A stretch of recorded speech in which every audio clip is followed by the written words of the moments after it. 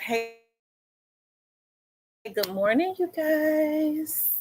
How is everybody doing on this morning? I know I'm up early. Look, I've been lacking. So when I fall behind, especially I'm looking at my numbers and like I'm way down.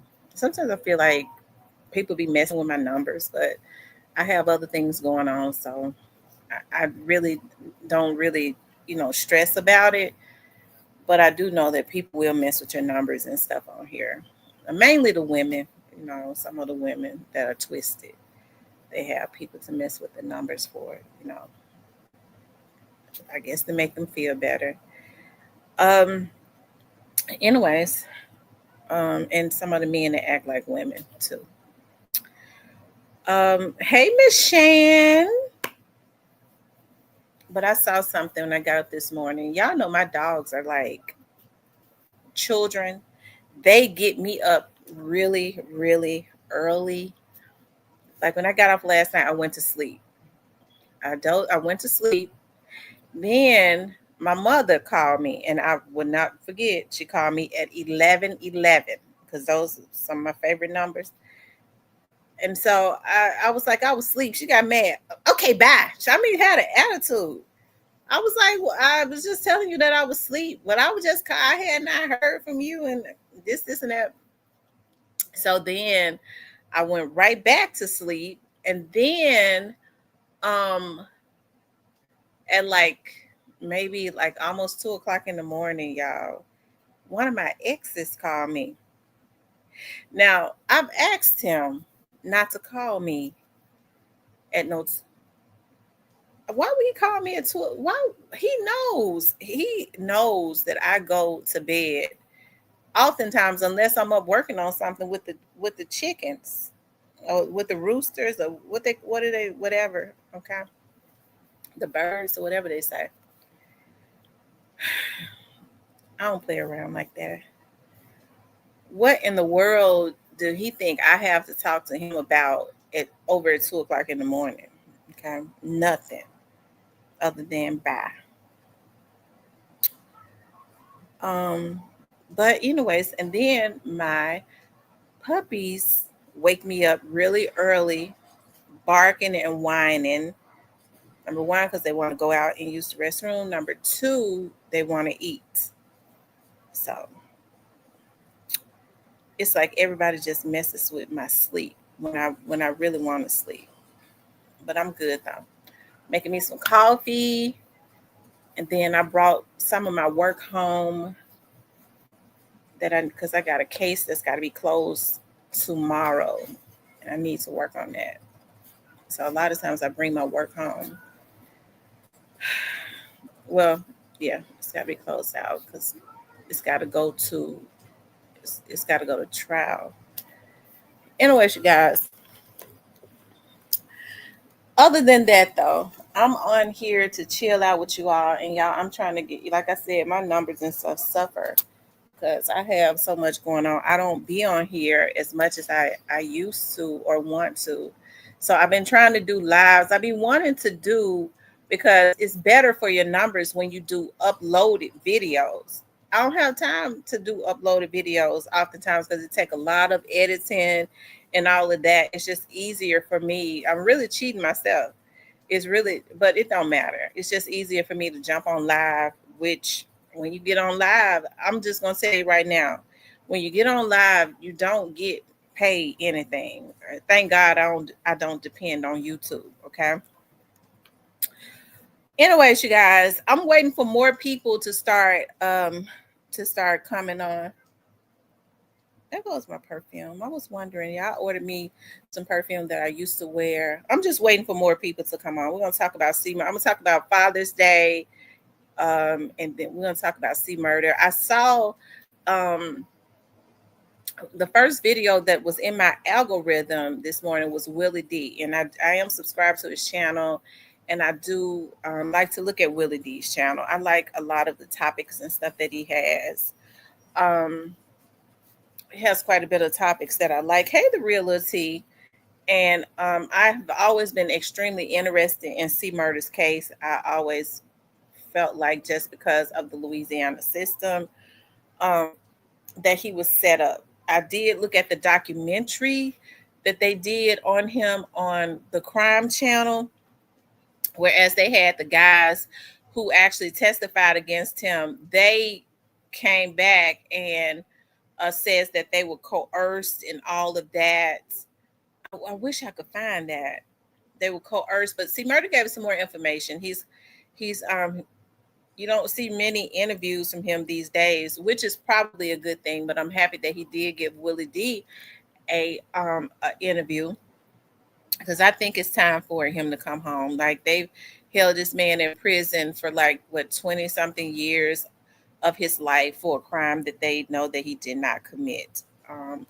As I was saying, I was looking at Stephen Thomas. That is the young man that he's the brother of the victim, and you know my heart goes out to the victim and the victim's family. But hey, I think they know that C Murder didn't do this. And so anyways, you guys, let's look at that. First of all, I want to say happy Father's Day to all of the fathers. I thought Father's Day would be I thought that Father's Day would be really hard for me, but this is my second Father's Day without my dad. Um, and there are a lot of good fathers. And one thing that I don't like to see on social media is when women post Happy Father's Day to me.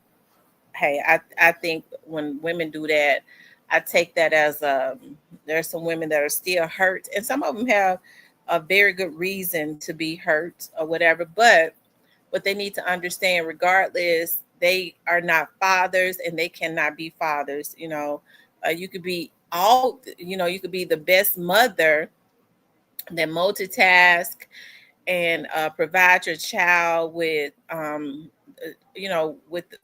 with their wants and needs the best way that you can, but you're still not a father. And I think that in the media, the the bad fathers are sensationalized.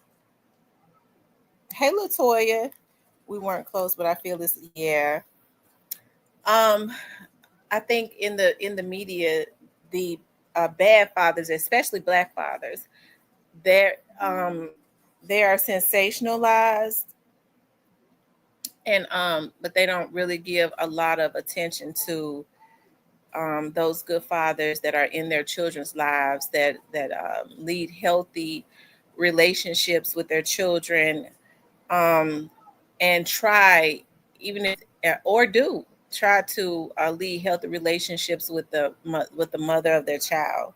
I don't consider a person having a healthy relationship with their child when they say, well, I do things for my child, but when you're around your child, you talking bad about the mother, cussing the mother out, calling the mother B's and H's. I think that's just really a character flaw to be doing that around your children, especially this child is the mother is the custodial parent.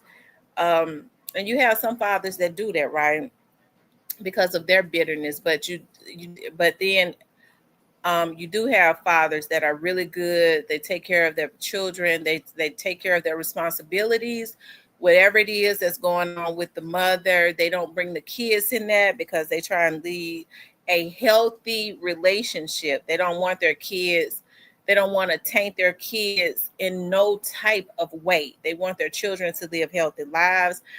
And so there are a lot of good black fathers. I don't care if they're in the street, because all street dudes, they might be in the street doing something that they shouldn't do, but it has nothing, it doesn't take away from that they love their children. A lot of them, they do for their children. And they're good people. They're just a product of bad circumstances sometimes, but they don't bring that into the lives of their children. They look at their family as being their solace and all of that, away from the streets. So happy Father's Day to all those fathers, because I've seen everything, on the plate as it relates to good fathers, as it relates to providers, good fathers that are protectors and providers and truly love their kids, and just super bad fathers. Okay, it's the same way with mothers, but we're talking about fathers too. I've had the opportunity to see that, so it really makes me happy when I see, especially Black men, who they try and depict in a negative light as it relates to, well, they're just baby fathers. They just get women pregnant and leave their children. That's so not true for all Black men.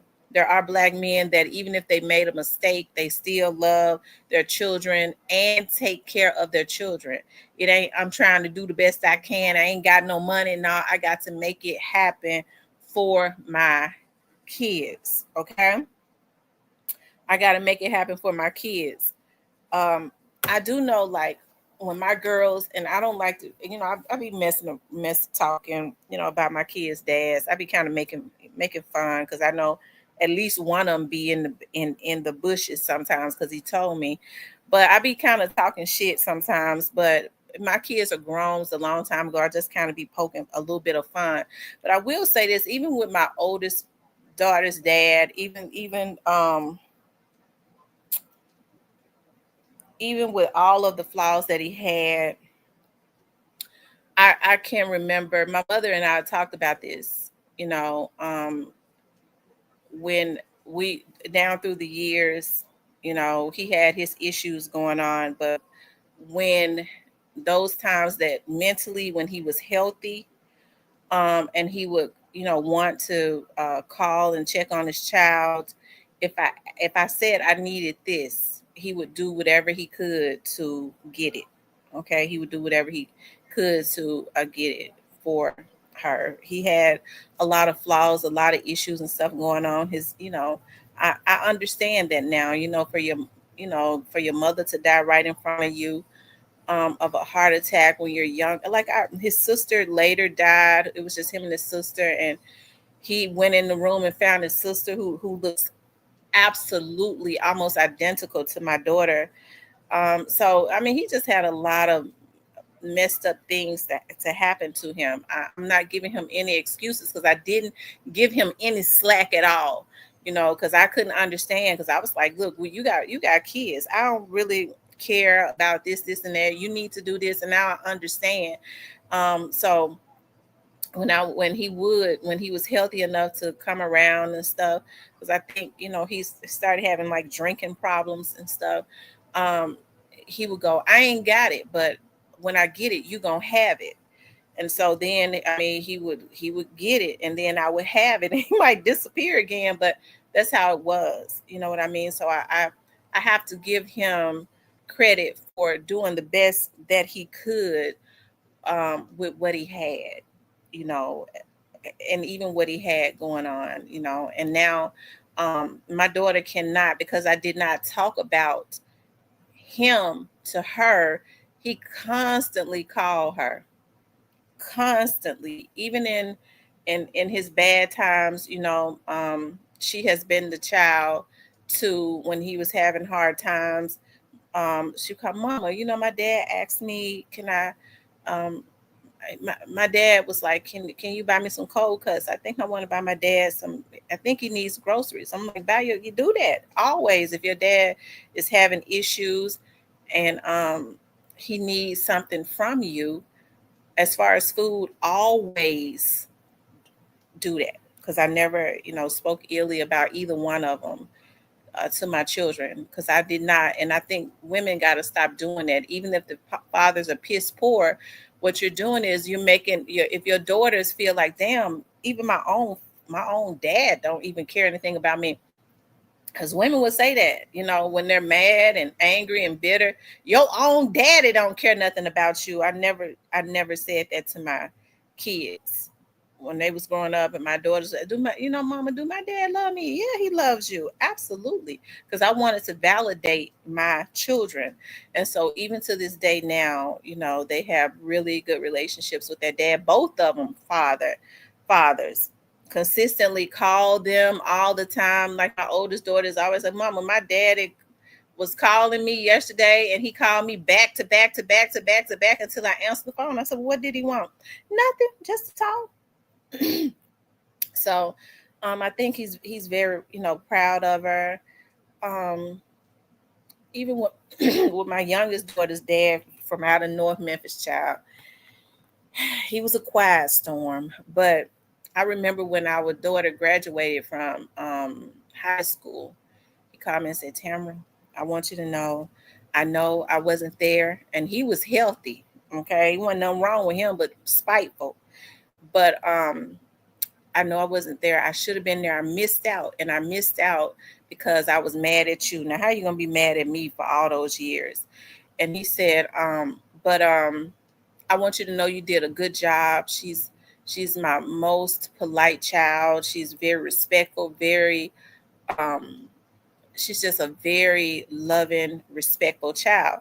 And so recently she bought a car.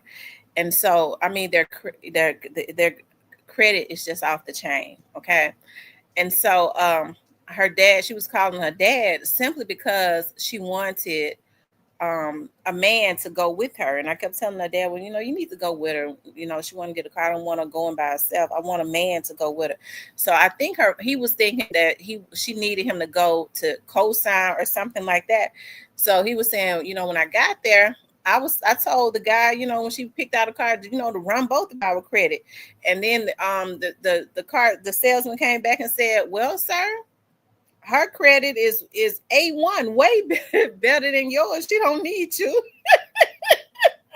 He said, I thought that's what y'all wanted me to go for. I said, no, I wanted you to go to negotiate. It's better for a man to go with, it's better for a man to go because salesmen try to get over on women and all of that. So he cool too, though. He's cool. I'll never date another guy from out of North Memphis, never have. But he's cool. He's a cool guy. He was. Anyways, I'm gonna leave that alone because y'all know that's the one that tried to piss me off by saying I want a blood test when she was 6 years old. I said, dude, are you crazy? But he apologized to me when she got grown. Okay. I got his butt though. I said, well, whether she yours or not, you're gonna have to feed her until she looks like you, because in the state of Tennessee, after 5 years old, it's too late. So she might not be yours, but you sure gonna have to take care of her. I got his butt. Anyways, y'all, he a cool dude too. So happy Father's Day to all of the good fathers out there, because there are a lot of good fathers out there. Okay, there are a lot of good fathers out there. And a lot of good Black fathers. I don't like the negative connotation that they try and give a lot of Black men, that they're thugs. Even if it might be some guys that are thugs, but they're very good fathers. They do what they do for their children. Okay. Hey, so shout out to them. A lot of them don't have to be corporate or have gone to college and been very successful. A lot of them didn't even finish high school or anything like that. Just because their status is like that, it does not mean that they are bad fathers. And I think that is the box that they try and put Black men in. If he didn't go do this, he didn't do that, he went to jail, he this and that, so I know he's not a good father. That's so not true. And I don't like that. I don't like it when they try and stereotype Black men like that. Anyways, guys, happy Father's Day to my dad, who was a hard worker, he was a hard worker. He was just the epitome of what a man should be. I think I get my work ethic from him. I work very hard, and it's because I saw my dad be relentless with his working and not accepting no. And I'm one of those ones. I don't accept no. When it comes to especially work, I don't accept it. Okay. And that's because I saw how my dad got things done by not accepting no. Okay. A lot of times people feel like when folks say no, that's the finalization of it, but that's not true. Sometimes people say no, and but there's somebody that can say yes. So I just start going about it um different ways, and my dad was just awesome, and I can remember, growing up, my dad was working to build everything that he built, and he was, fighting for the people and the citizens in Memphis and Shelby County. And my sisters and I didn't understand that he spent a lot of time away from home. Okay, he spent a lot of time just working.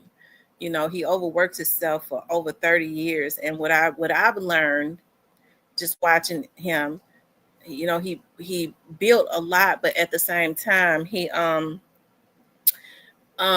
what's the word that I'm looking for? It's a thankless job, when you are the servicing people that are in need. It's a thankless job. So you really have to do it because it is in your heart to do it. And it was just in his heart to do it. And so I become very proud of my dad. His wife, unfortunately, she wanted his legacy to die out. I think of because of her bitterness of maybe him staying away from home so much, building everything that he has. He left her sitting pretty, and he tried to steal ours too. That wasn't his kids, weren't her kids. I mean, um, but that's why he did it.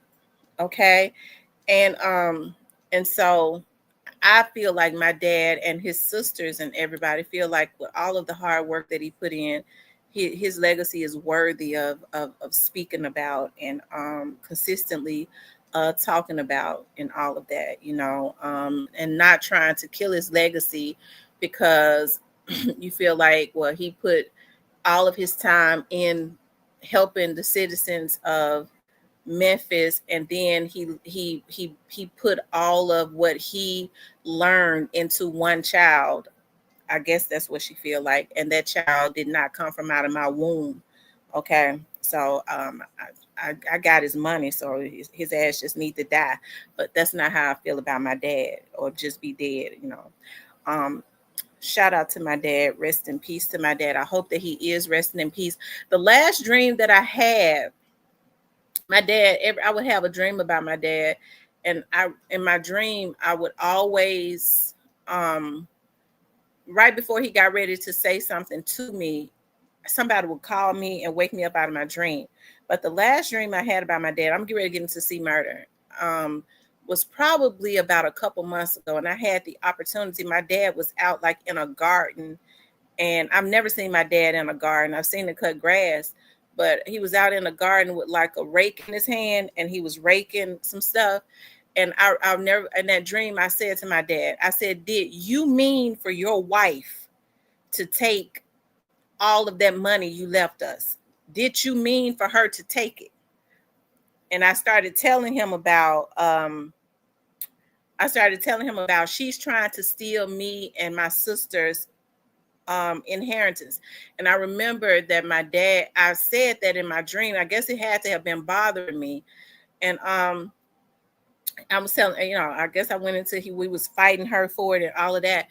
And my dad stood there with his rake in his hand. He just started shaking his head. He was shaking his head in disapproval. And I told my sister, like I've told you, I've always been gifted in dreams. And that gave me, because I was going to do what my mother said. My mom was like, "It's stressing you out.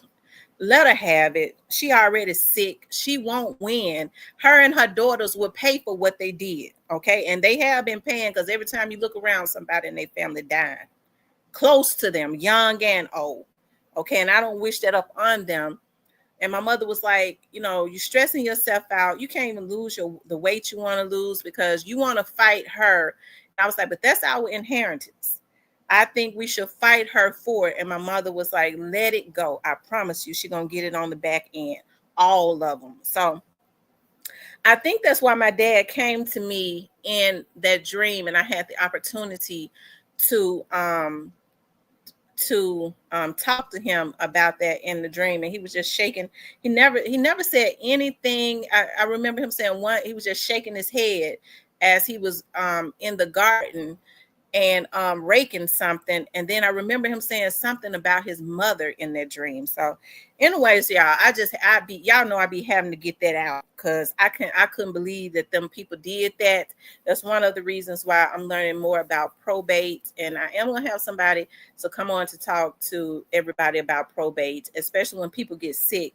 And what ended up happening was my dad had a will, and when he got sick, when he had his last stroke and he was incapacitated, and he ended up falling at the hospital and going into a coma and all of that, my sisters, they got conservatorship over him. His wife, who was sick, she couldn't get it by herself because she's had all types of strokes and been sick. But she still got that evilness and jealousy on the inside of her. What they did was they changed his paperwork.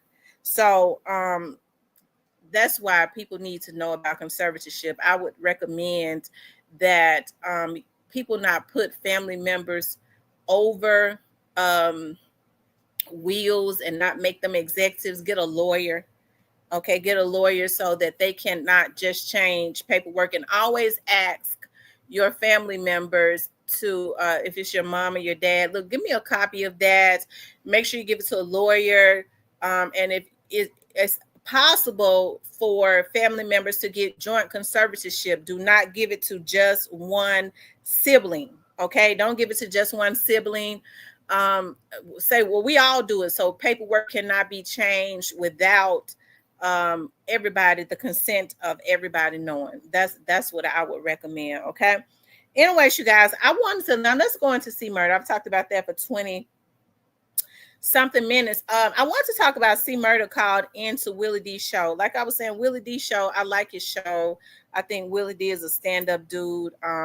Hey, he has a lot of topics that I like, and I think Willie D has stepped his game up a whole lot. I remember when he first started vlogging, right? And he did good from the very beginning. So it makes me proud, though, when I see people like Willie D that has a really big platform that is giving C Murder, okay, the exposure that he deserves, okay? C Murder is innocent, okay? C Murder is innocent, and let's see. He called into Willie D's show, and he gave Willie D some updated information. Okay, hold on one second. You too, man. You too, bro. How you holding up, man? Man, look, I'm just thinking about freedom, bro. That was on my end. Right, so right. You heard me. I know it's been a minute, but shit, look like shit happening now. Everything rolling how I needed to roll. Yeah. So hopefully you dig this the year. Right. So that what it's feeling like, Jerry. And what's the main that I read some of the paperwork, some of the new evidence that's been out there. Can you share what are some of the legal points that your team are making to get you out of there? Well, you know, the 10-2 is one of the main things spearhead right now. That's the old Jim Crow racist law that started way back in the G. Mm-hmm. And it's still in effect only in Louisiana. At first it was just Louisiana and Oregon, but now it's Louisiana, Oregon made it retroactive, meaning that everybody who fall under that case. The reason I'm not free when the Supreme Court say, look, 10-2 is unconstitutional, let them out, give them a new trial. The reason me and 900 more dudes not free is because our court dates was earlier than the dude and some dudes. So just because we missed it by a month, a year, or 2 years that we was at trial earlier, we still sit. So we really held captive right now. We really like sitting at a law that don't even exist. Mm-hmm. So it's like 900, me and 900 brothers, but just going through it, trying to make the 10-2 retroactive. So that's one thing. Then the only two witnesses they had recanted in my case. and they don't want to accept the recantation because see, any judge that mess with my case or give me play, they get out, they ain't get voted for no more. It's just like that down here, but it's like no other, bro. They stones for real. So I wanted to go over some of the points that your lawyer made. Made. Judge Martha, how do you say her name? Sassoni? Sassoni. That was your original judge, and she was ousted by Judge Ellen Kovac in 2008. And this is the first time in 84 years that the 24th Judicial District Judge, Division K, had not been reelected. This was primarily due to the fact that she alerted the FBI on Jefferson Parish courthouse corruption and also spoke on the corruption that was happening in her court on record at Miller's new trial hearing.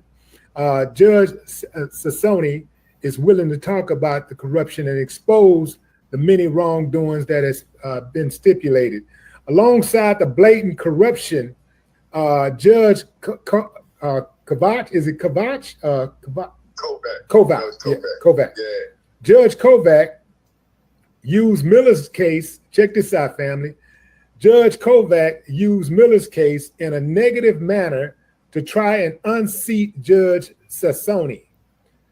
During Kovac's campaign, she sent out mailers that had the slogan, "Getting away with more than murder," with Corey Miller's picture on them. Although Kovac won, an ethics committee ruled that her campaign crossed ethical lines for using C. Murder case as propaganda to be elected. Her actions and mishandling of her campaign advertisements left Miller unable to get a fair trial in Jefferson Parish. The jury verdict. Judge, is it Legerberg? Yeah, was the presiding judge on Miller's retrial. Promised the jury that they would hear the 911 call, the 911 calls, where the caller, Darnell Jordan, does not describe Corey Miller as the shooter.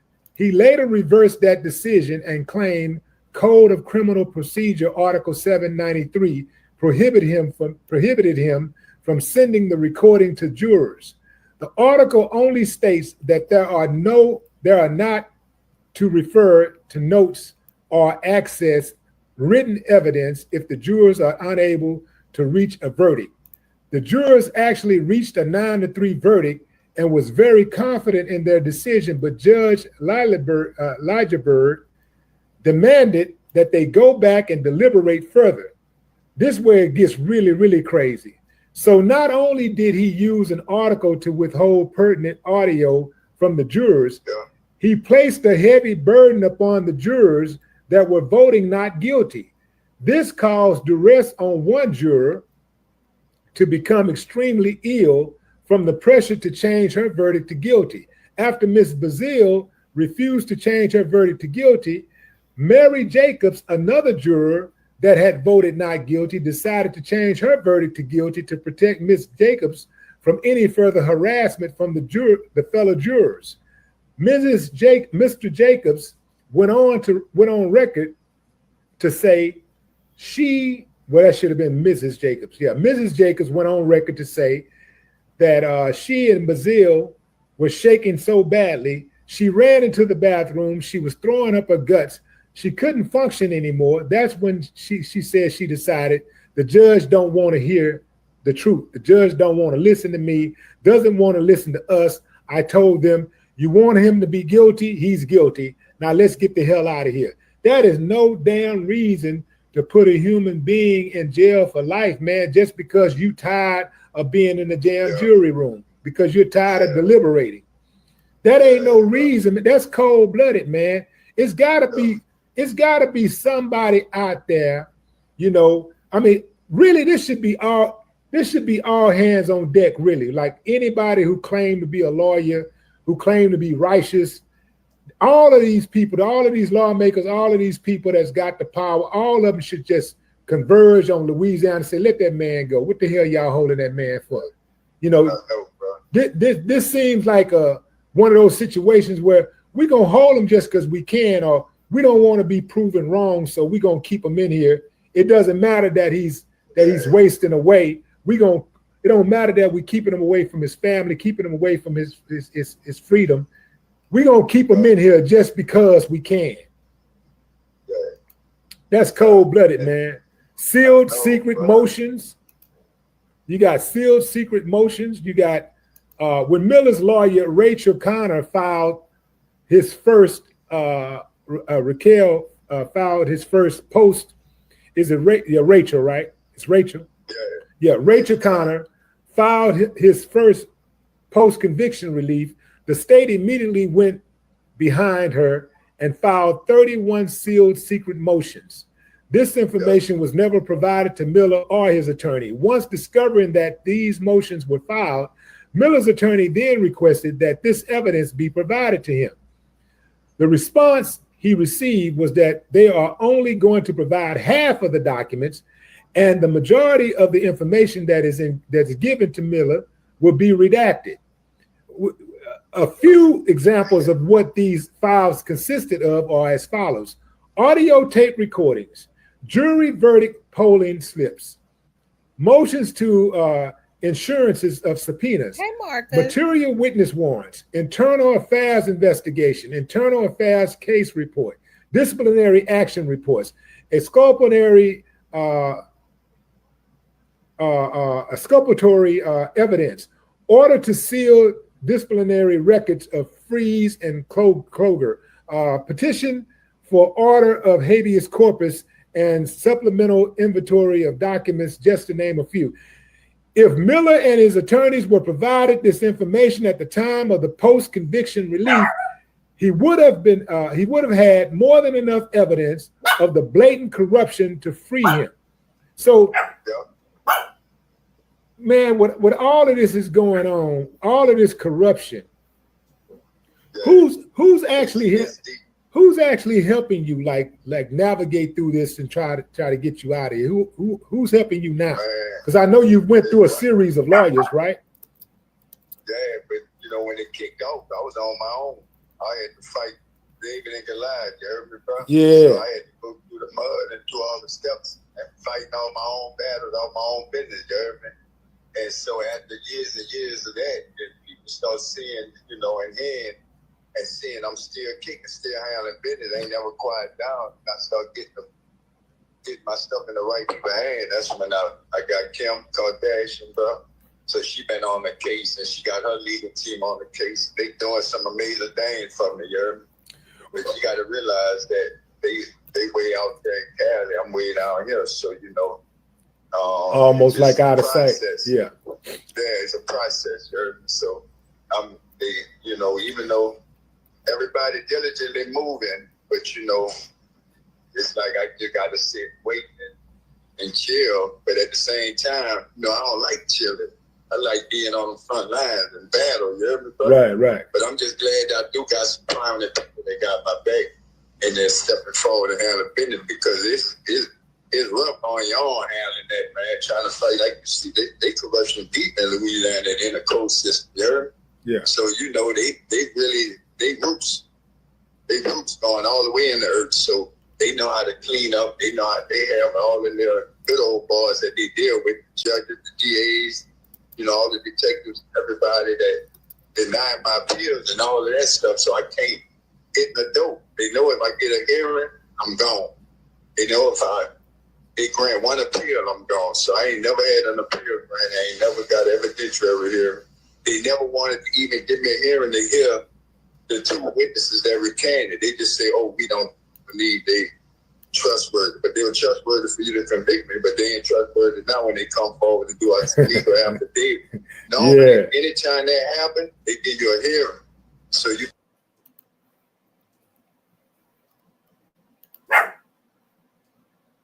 Okay. So y'all make sure y'all check out the whole thing on, I thought that would be the whole, hold on one second.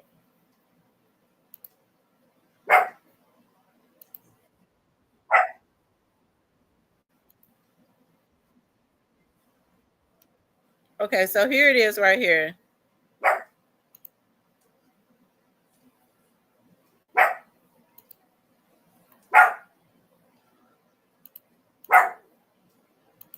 David and Goliath, you heard me, bro? Yeah. So I had to go through the mud and do all the stuff Gosh. and fighting all my own battles, all my own business, you heard me? And so after years and years of that, then people start seeing, you know, and hearing and seeing I'm still kicking, still handling business, ain't never quiet down. I start getting my stuff in the right people's hand. That's when I got Kim Kardashian, bro. So she been on the case and she got her legal team on the case. They doing some amazing things for me, you heard me? But you got to realize that they way out there in Cali. I'm way down here, so you know. Almost like out of sight. Yeah. Yeah, it's a process. So you know, even though everybody diligently moving, but you know, it's like I just got to sit, wait, and chill. But at the same time, you know, I don't like chilling. I like being on the front lines and battle. You hear me, bro? Right. But I'm just glad I do got some prominent people that got my back and they're stepping forward and handling business because it's rough on your own handling that, man. Trying to fight, like you see, they corruption deep in Louisiana and in the coast system. You heard me? Yeah. So you know they roots going all the way in the earth. So they know how to clean up. They know how they have all of their good old boys that they deal with, the judges, the DAs, you know, all the detectives, everybody that deny my appeals and all of that stuff. So I can't get in the door. They know if I get a hearing, I'm gone. They know if they grant one appeal, I'm gone. So I ain't never had an appeal grant. I ain't never got evidentiary hearing. They never wanted to even give me a hearing to hear the two witnesses that recanted. They just say, oh, we don't believe they trustworthy. But they were trustworthy for you to convict me, but they ain't trustworthy now when they come forward and do a legal affidavit. Anytime that happens, they give you a hearing. So you could come and they could judge, could fill you out. That's required that they give you a hearing for any recantation. But they still ain't never did it for me at all. So that's what it is. They've been blackballed. They know that any judge that grant anything for me down there in JP, they know it's over with, like it did Sassoon, you heard me? So they spooked out, bro. So I'm suffering on this end because I can't get no justice, no kind of way. They scared to give me justice. Even the ones that won't do it, they can't do it. So they're going to take the big people to come down here and handle business, you heard me? But like I said, I've been scrapping on my own fight. That's why it's taking so long, you heard me? Hey, you know what?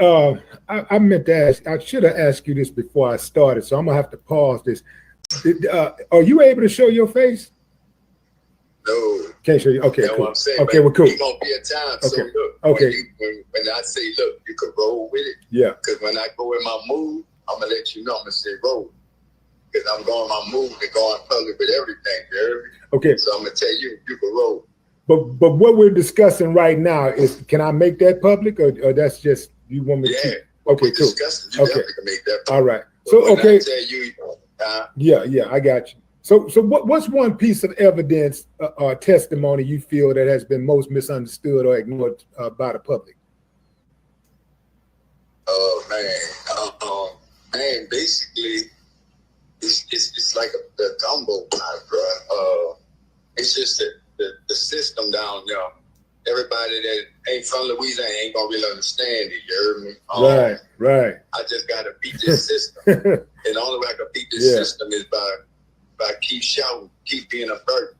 They thought that I was on crack and crumble and break all this time, and now that they see that they got an adversary, you know, a worthy adversary, so now they trying to, I don't know, they really don't know what to do with me now. They wish they could just be like holding a dog off. They wish they could just let me out, but they're afraid. What I'm gonna do? He get out. What's he gonna do? He gonna sue us. He gonna bring the system. He gonna bring our system now. Hell yeah, I'm gonna bring the system now. You think I'm gonna accept this and sit all this time for nothing?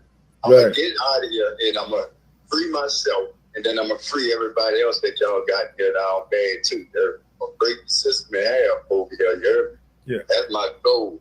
That's just the way it is with me. They kind of should have, they messed with the wrong one. They don't know it by now. They're going to figure that out soon, you heard? When you went in, Did you have an idea that the system was as corrupt as it is? Did you have any idea that it was this corrupt, or did you have? No, I ain't know, bro. That was the case. I'd have been. Cause see, every time my people went to jail, my partners, everything they needed, I just provided. But see, New Orleans is different from Jefferson Parish. I got called JP. I ain't never knew JP system, and that's a real bad, corrupted racist system. They got the highest rate conviction, and they got the highest convictions overturned in the world. Mm-hmm. See what I'm saying? Because they always get shut down bad. So that's what's going on. I ain't know where I was going. I got caught in a little spider web over there, and see, like, Nick can't get out there. Say all these kind of different. It's a whole different world over there. So you got some parishes in Louisiana that bad. There's no black you don't even need to be in. That one of them, yeah. Hey, how much of your celebrity do you think that helped you or hurt you? Well, man, being a celebrity is a two-edged sword. It helped you and it hurt you, even in jail. But when I got arrested, I wouldn't have got arrested. I wouldn't even been accused of this crime if I wasn't the biggest fish in that club. So it hurt me there because they saw an opportunity to get me and get a name for themselves. And that's what it's all about, politics. And in the law system, you grab the biggest fish, detectives arrest the biggest fish, the DAs go to trial against the big fish. They're going to make a name for themselves. Just like the judge that, like Williamsburg, he prosecuted me. He made it his job, his duty to prosecute me because he didn't want to hear nothing from the jurors. He didn't want to hear nothing about the law. He made it all law up trial. Mm-hmm. And after that, he became an appellate judge. So they used me as their platform. See what I'm saying? Right. So it was all strategic, bro. And like I said, I didn't know what I was getting myself into in that whole system over there. But you know, they used to it. They do it all the time. I wasn't the first dude, and I ain't gonna be the last dude that got swindled over there. You heard me? Yeah. It's just a way of life over there, bro. So it's like something gotta give. And, that system got to be broken down, bro. You heard me? Yeah. That place it's gonna take the right person. Come home. As you all can see, C Murder's spirit still seems to he still seems to have a fight in him, and I guess he should, because he is innocent. They convicted him because, as he said, he was the known celebrity, right? He was the known celebrity. From my understanding, the young man that unfortunately lost his life, somebody that may have been in C Murder's camp did it, and that person is deceased now. But they wanted C Murder. Okay, so it's unfortunate. You see that the jurors were pressured and bullied, and they've suppressed evidence. They've done a lot. I want to show you all something else that I found. The two guys that they used, that they bullied into saying that C Murder did this, they've recanted their statement. They talked about how they was bullied. Hold on one second. What do you testify to at that trial? Man, I'm like Corey Miller right there. That's the one that shocked me. I was like, oh my God, I see his family just looking at me hurt. But I never did nothing like that before, and I just, I'm about to cry because y'all just don't know this would have hurt my life. Now you're recanting. So this is the guy that was at his trial that says that they forced him to say that Corey Miller, which is C Murder, was the person that actually shot the young man. The police forced him to say it, and he's talking about it now. Did you see the guy who shot him? And he was dark-skinned, real dark. So I knew he wasn't C. Murder. What did he testify to at that trial? Man, I'm like Corey Miller right there. That's the one that shocked me. I was like, oh my God. I see his family just looking at me and hurt. But I never did nothing like that before, and I just, I'm about to cry because y'all just don't know this would have hurt my life. Now you're recanting your testimony, correct? Yes. Why did you lie? Because I was looking at Sarah's time. I was looking at 10 years. That's what they was going to try to give me. Wow. If I could turn back ahead of time, I wouldn't have did it. In that moment, I felt like that's what I had to do. So you've been living with this lie for years. Yes. My family turned against me because I put them in harm's way. I just want my life back, and I want this man to get his life back. So he was looking at 10 years. And so when he got up there and said that C. Murder, he said it was dark. He knew C. Murder didn't do it. He was looking at 10 years. And so he got up there and said that C. Murder was the person that did this because that's what they wanted him to do. Right? So this man's life has been taken away from him, all because, as I said before, they did it to Mac. Also, Mac served 21 years. Mac had never had a criminal history, nothing like that, never been in trouble because of the corruption down in those parishes in Louisiana, right? It's so sad. It really is. It's sad. So you would think that you heard C. Murder just address that. Now, these were the guys that they made get up there on the stand and say C. Murder did this. Now they're recanting and they're saying that they're not credible. But like C. Murder said, they was credible enough to use them to convict him. But now they're saying they're not credible enough to recant their statements, to open the jailhouse doors and let him out. Okay. So it's definitely an injustice. It's definitely an injustice. So I'm happy, like people like Willie D is bringing awareness to this. Hold on one second, you guys.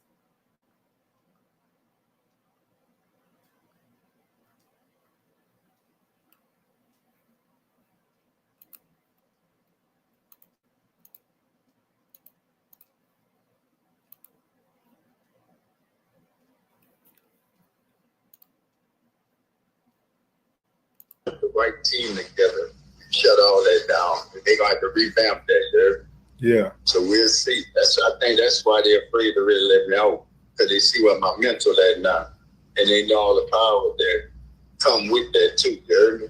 Right. And I have the public eye. I have the public. Let me tell y'all why they won't let him out. I know this for a fact because I know all government agencies and police departments and stuff work the same. They know that there was corruption and they wrongly convicted him. They let him out. He gonna sue the brakes off of the state of Louisiana and can win. So rather than take that chance of knowing that he's got can go make the money to get the lawyers, or you get some lawyers that'll work with a contingency to sue the state of Louisiana and him break the bank on him. What they're not going to do is admit to their mistake and the corruption, although there's proof of it, okay, and reverse his conviction. Person, they know I ain't scared of. They know I'm ready to take the wall. You heard me? Yeah. So that's what's going on with them. They spooking, but can't stop what's meant to happen.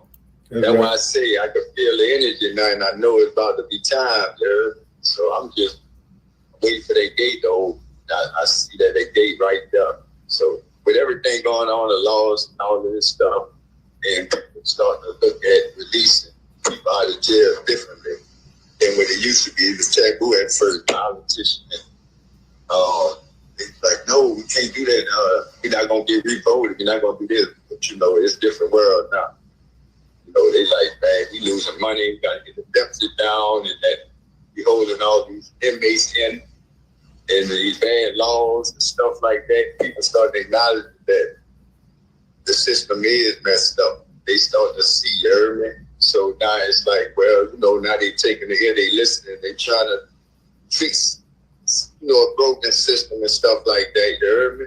Yeah. So it's baby stuff, but now as they start put some pep in this stuff, that's where me and all my dudes fall in. You heard me? We just ready.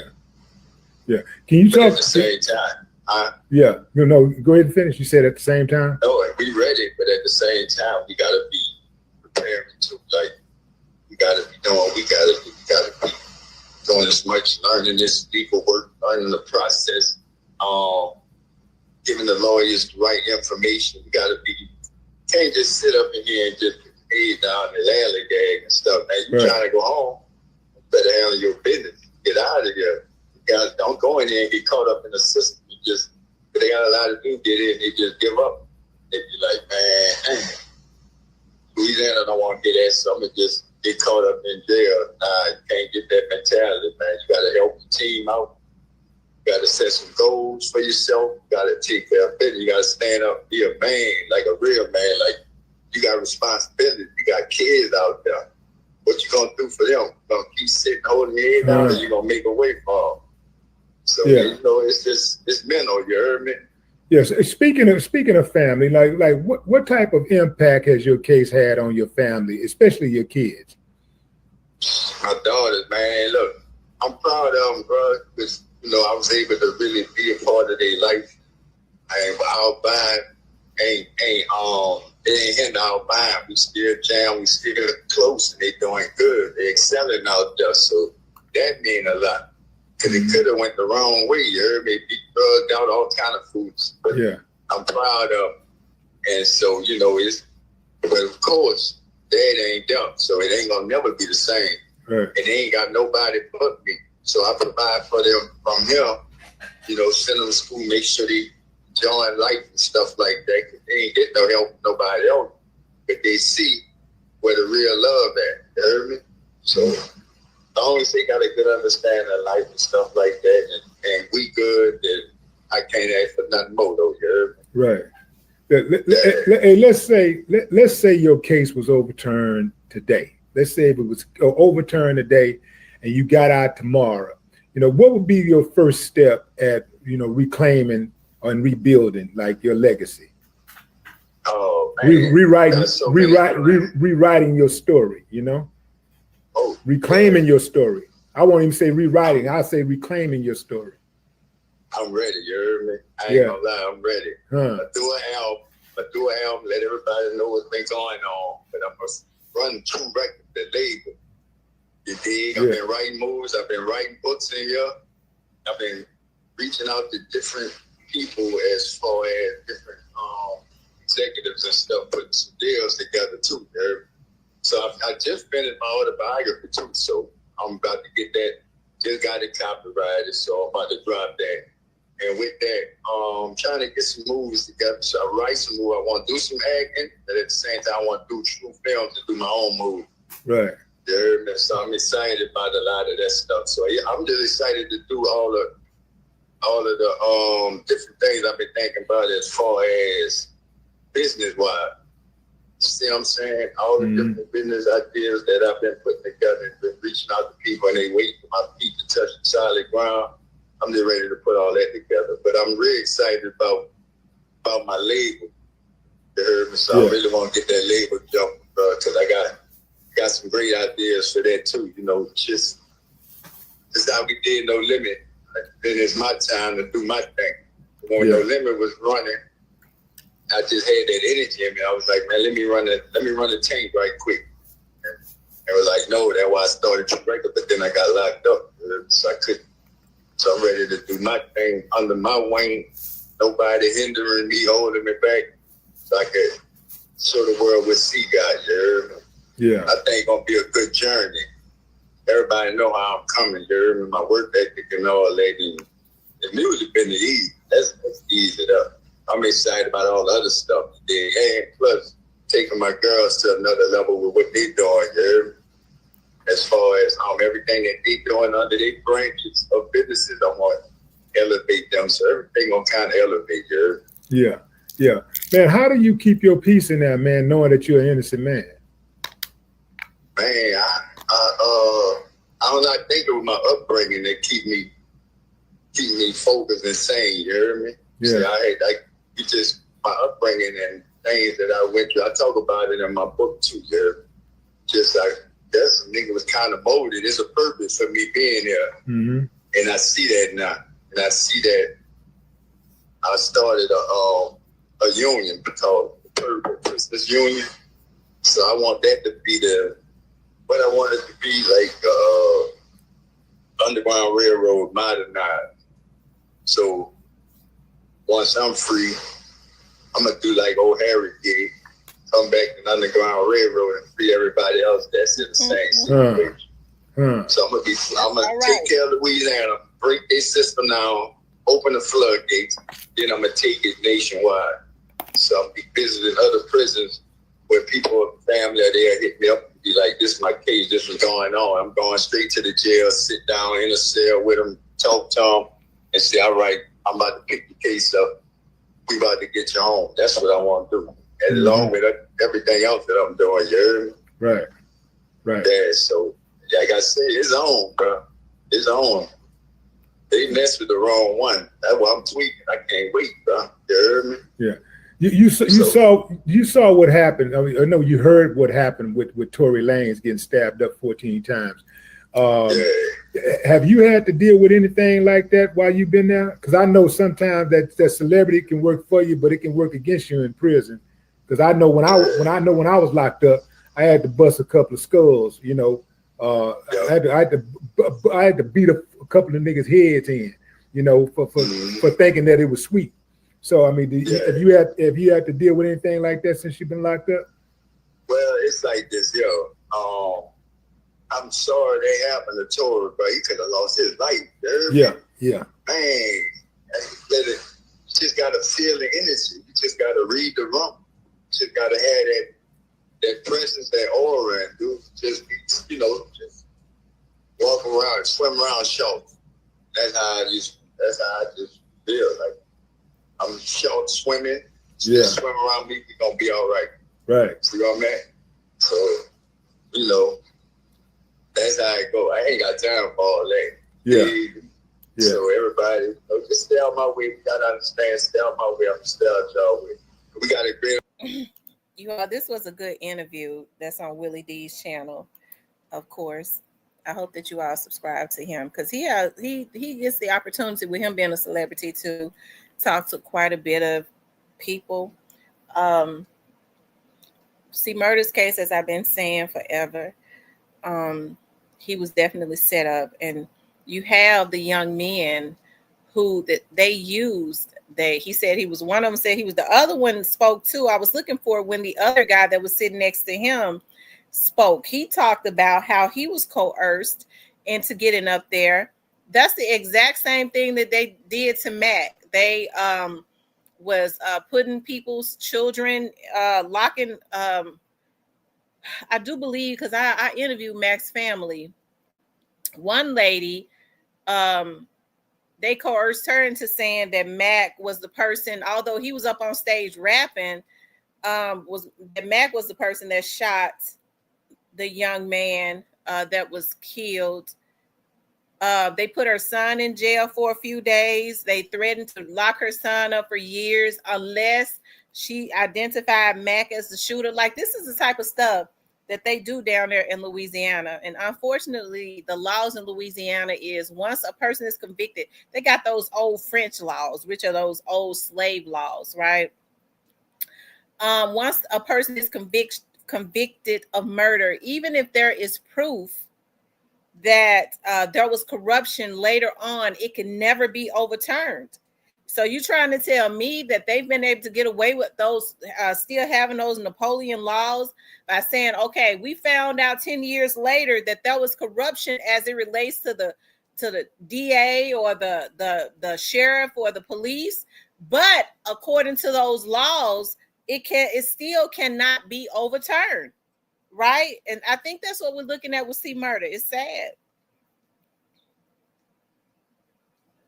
He still sounds like he's got a lot of fight in him. He's got a lot of fight in him.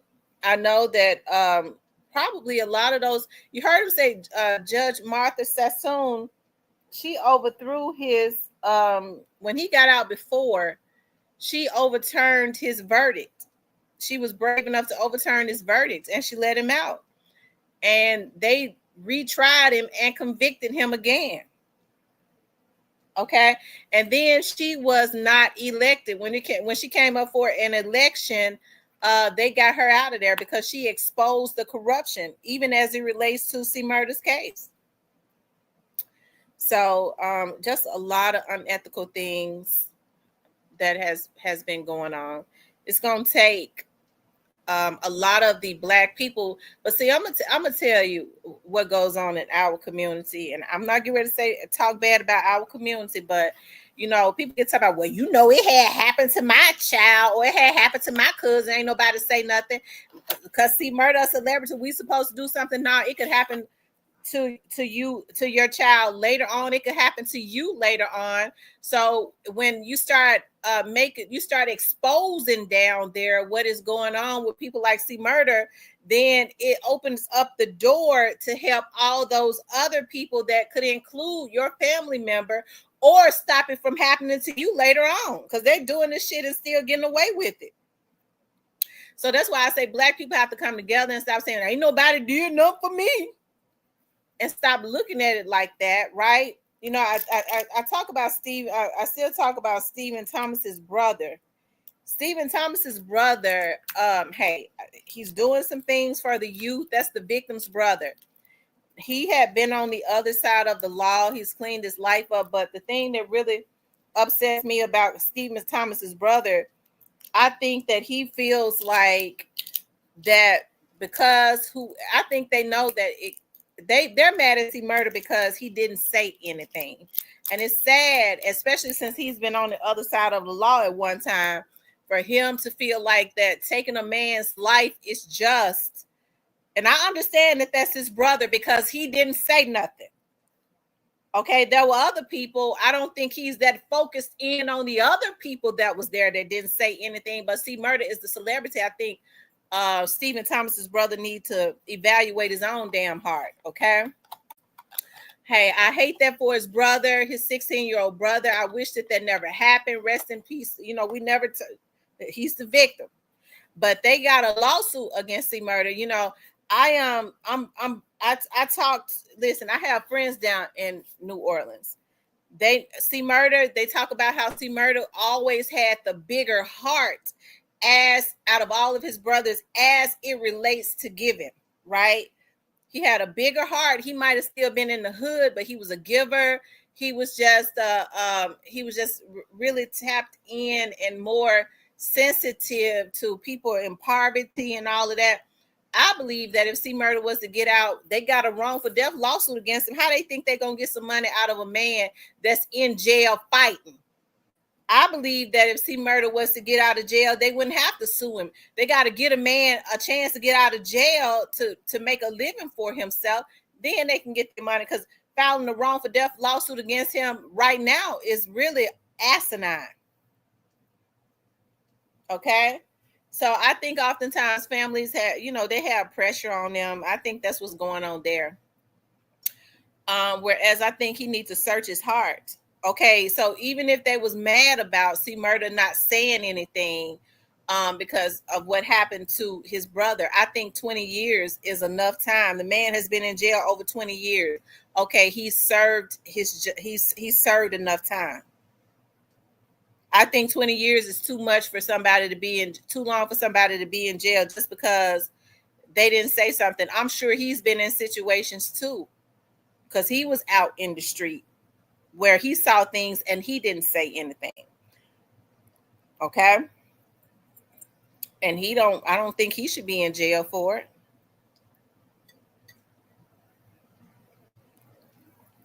Anyways, free C. Murder. Y'all know I've been saying that forever.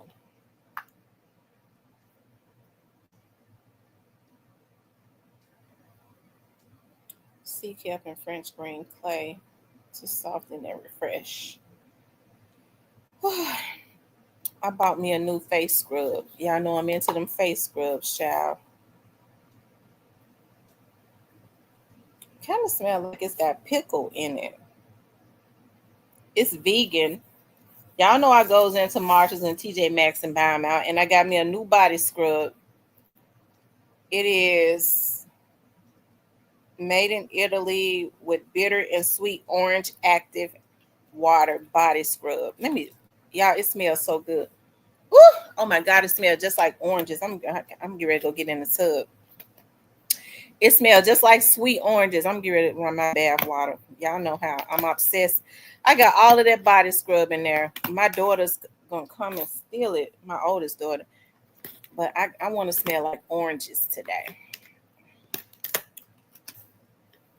I want to smell like oranges. Yes, indeed.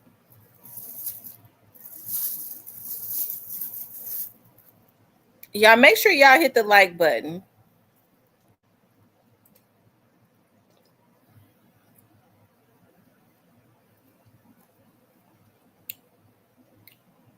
Licorice.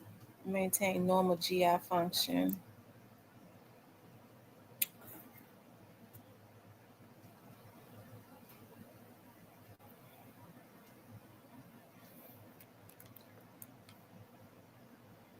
Anyways, you guys,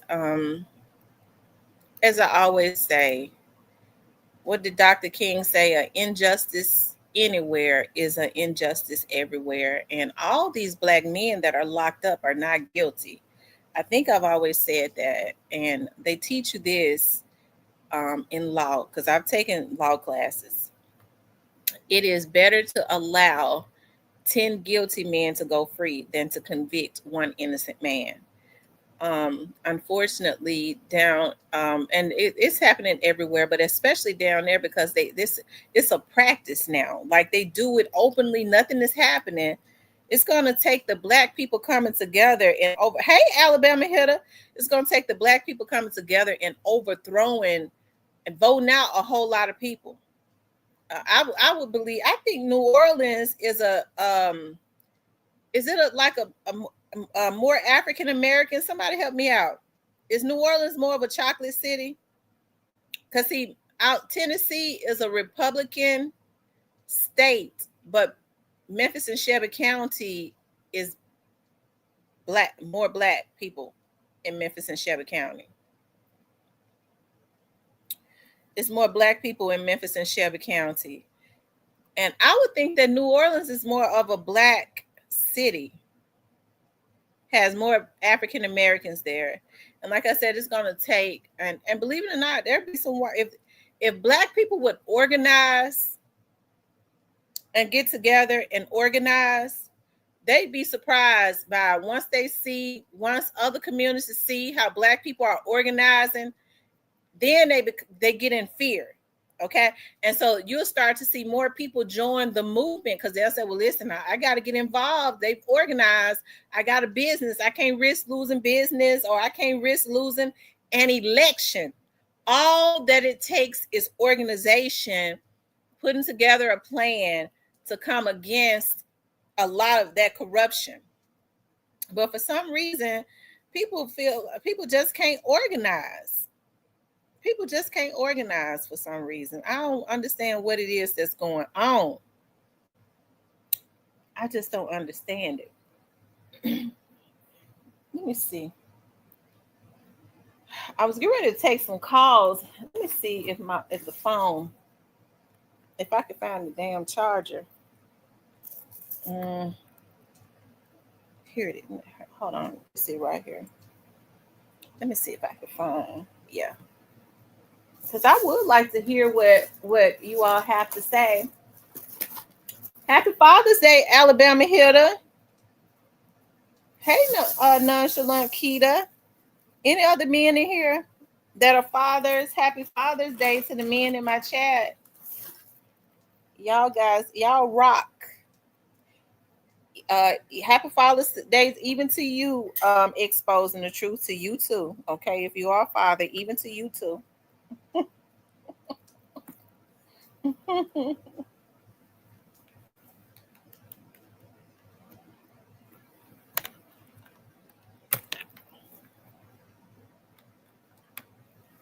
I'm getting ready to. I'm letting the phone. It'll pop on in just a minute, so y'all can start calling in.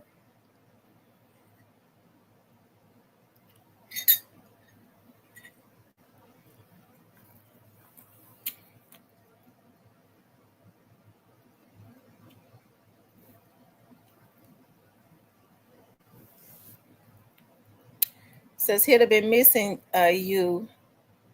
Are you live later or you sitting? You want the okay. I'm getting ready to send it to you.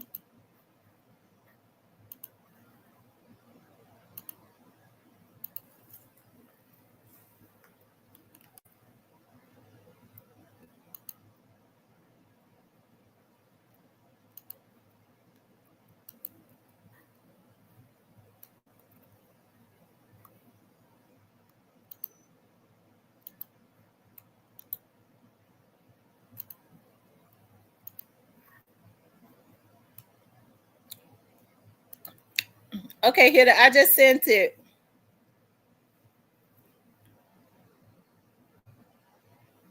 You're welcome, Carl Hannah.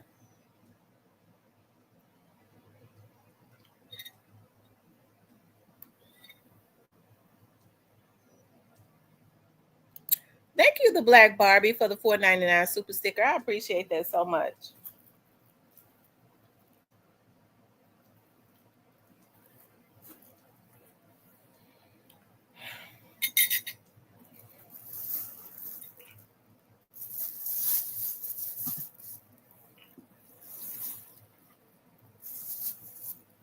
I'm trying to get my stuff back on here right. My top. On my body scrub. I got so many damn body scrubs, and I'd be happy when I get a new one, which is every damn week.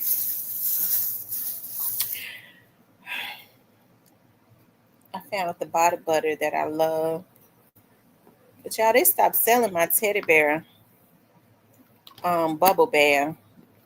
I don't know what to do because I love it. They don't sell it up in TJ Maxx anymore. Oh my God, that smells so good. The body lotion, the tree hunt smells really good. Yeah, I'm going through my bag of stuff. I buy stuff and put it to the side, and then I go back through it a couple days later.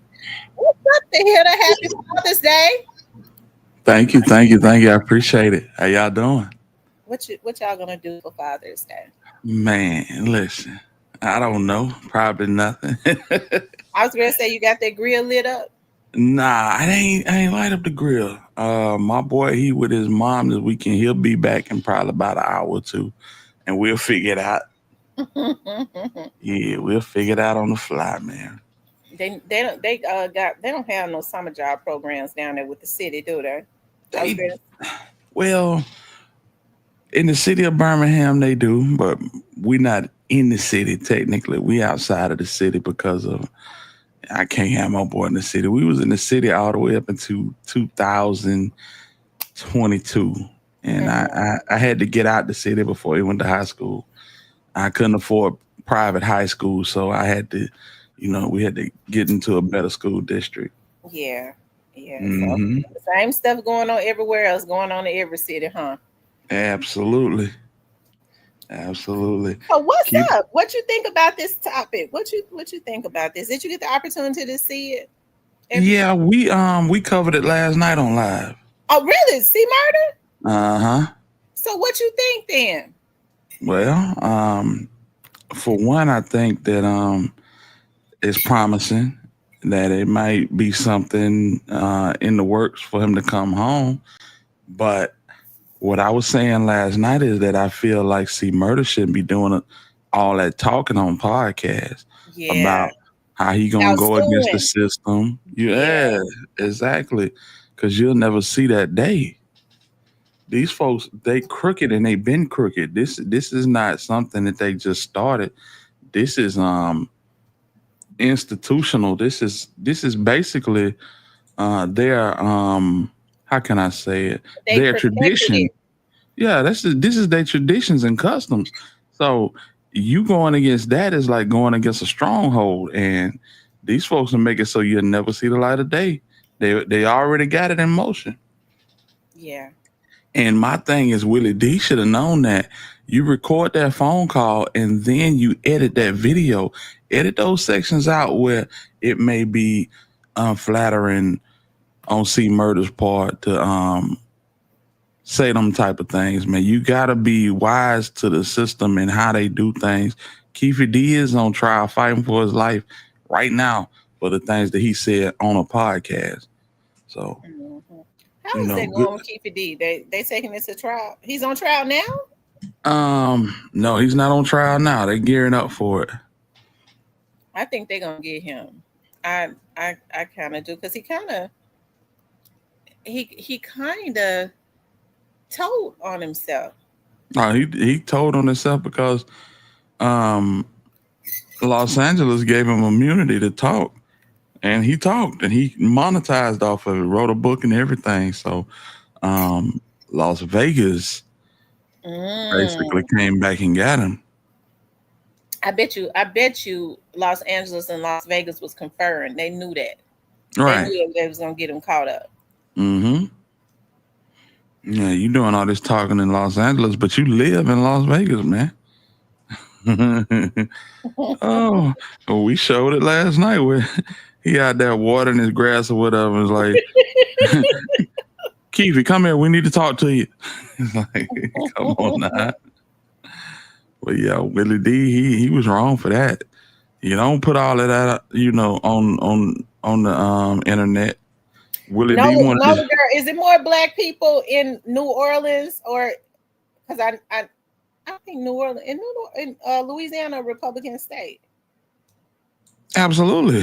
But is it more black people? Is it more black people in New Orleans though? Yeah, I would say that New Orleans is a black city, but it's ran by remote control like most black cities that got something to offer. You know, you got the Superdome and you got Smoothie King Arena, and people that running that, they are cordoned off into a small part of the city, a part of the city that will never get flooded. You see what I'm saying? Yeah, you know how it works. It's a few in control of many. So, yeah, man, it's crazy. But you're right. Injustice anywhere is a threat to justice everywhere. That's what Dr. King said. I think he's got I think he can get out, but I think it's going to take the governor to pardon him, because if I'm not mistaken, correct me if I'm wrong, I think the president can only pardon federal, right? That's correct. But the good thing about the governor of the state of, what's up, Stan G? What's the word? What's going on? Stan G. Yes, Stan G. But the good thing about the governor, the good thing about it is, if he's got Kim Kardashian on his side. I don't know if she's in good with Trump, but that would be a good opportunity for his brother or somebody to be getting in good with Trump, because the governor of Louisiana is all up Trump's butt. So I'm sure he can have an influence on some things. That's true. That's true. So I think that's what they need to be trying to do. Yeah, and we got to get his brother on the morning call with C, because it's looking like they may be at odds right now. If you notice, you watched that whole interview, and Willie D, I really believe that he told Willie D, don't ask me nothing about Silk, don't ask me nothing about P. Yeah, I see Silk on shows talking about Free his brother a lot. Right. But I think it. I don't know, but it would seem that Master P has always had a more of an influence over Silk. You know, with him being a younger brother. Right. Yeah. I agree. Absolutely. Why do you think that? Why do you think they're at odds, though? Well, because P always tried to be a father where, they didn't have one. And, when they lost their brother Kevin, he took the mantle, and you couldn't really tell C nothing. You know, when they went to Richmond, C went to the military. Only person was out there with P was Vashon, which is Silk. You know what I'm saying? So C come back from the military. He full grown man. Ain't much you gonna tell a full grown man. And he's in the lineage of his brother Kevin. Kevin was a street dude. Kevin could have went to Richmond, but he decided not to. I think he got done in probably like a month after they went out to Richmond. Mm-hmm. You know, yeah. They did have a grandfather that he actually had trusted. Yeah, exactly. That's why you never sit in the front seat. If you got to ride, if you ride somewhere, you always sit in the back seat. Yeah. Mm-hmm. That's the truth. That's facts. You know, they had their grandfather, and their grandfather basically, you know, passed away due to, I want to say, a malpractice suit from Veterans Hospital. Yeah. C. Murder's grandmother, she lived, I think she died a few years back. She held on for a long time, you know, supporting them and helping to fight. You know. Right. She did. And I think there was a lot of pressure from P family for him to do more. And I think they had a falling out behind that. So it's a lot going on. But I hope girl says, do you really think that P wants him free? I do. I think P wants him free, but I also think that but I think by now he's had some tough love. I think P wants to show him some tough love or wants him to be more appreciative or something. It's a disconnect somewhere. Right. But you know, to be honest with you, you couldn't tell C nothing when he was out here. C had an apartment in the project. You know, he was out here full bore. You know, he started True Records because he wanted to basically take over No Limit. And it sounds crazy, but when you think about it, it don't in the grand scheme of things. You see, P, after he got No Limit on autopilot, P went to playing basketball, making clothes, doing, you know, rap it wasn't a top priority. It was a means to make money. So once they had then put this thing on the map, stamped, he went on to doing other things, and C wanted to, you know, head the ship, and P wasn't with it. So he started his own label, True Records. He's going to bring Soldier Slim on and a couple other people, you know, the Gambinos and Prime Suspects and all them cats. But he ended up getting arrested before he could really get it off the ground. That's what he was talking about when he was in that interview, trying to get that back together. But you got to be very careful when you mention 3 letters and you already, you know what I'm saying, in the system. He said the whole Angola is true. You know, that's frightening to our white counterparts. Talk like that scares people. And they will hide you for talk like that. She said, I met C twice. Well, when I did the story on Mac, his family we became real close. And Mac's family is very close to C Murder's family. I had the opportunity to talk to C Murder's sister, Germany. When you listen to Mac's they said he's the one with the most heart. He was the giver. Right. He was always supporting. He was very supportive. If he walked it, you had something going on, because Mac's mom is a painter. He always made sure he went and bought her paintings. He would go to somebody's the pop-up shops or whatever. He would go in and buy out everything. He was that person. They said he had more heart. Right. But that's the thing. You gonna have a person like True. You gonna have a person like C Murder that he gonna have the heart, and then you gonna have P. He the other side of that. He the business acumen. you know, no real businessman really dominates in his field with the heart. You know, if you go through history and you see all the people that have dominated in their lane, you're going to always have somebody to speak ill of them. But C Murder was that one. You know what I'm saying? Him, McKinley Phipps, which is Mac, Fiend, and Mia X, they were thick as thieves. You know, they were the bloodline and the heartbeat of No Limit Records. Yeah. Mm-hmm. Yeah. Yeah, man. So salute to Mac. I'm Mac so glad he came home. Mac is out, and Mac is doing. I think. Hey, it's funny you said that because I think that C should do it the same way, play it the same way that Mac played it. You know, Mac didn't say he was going to sue or anything. He said, "I want to get out and work at McDonald's."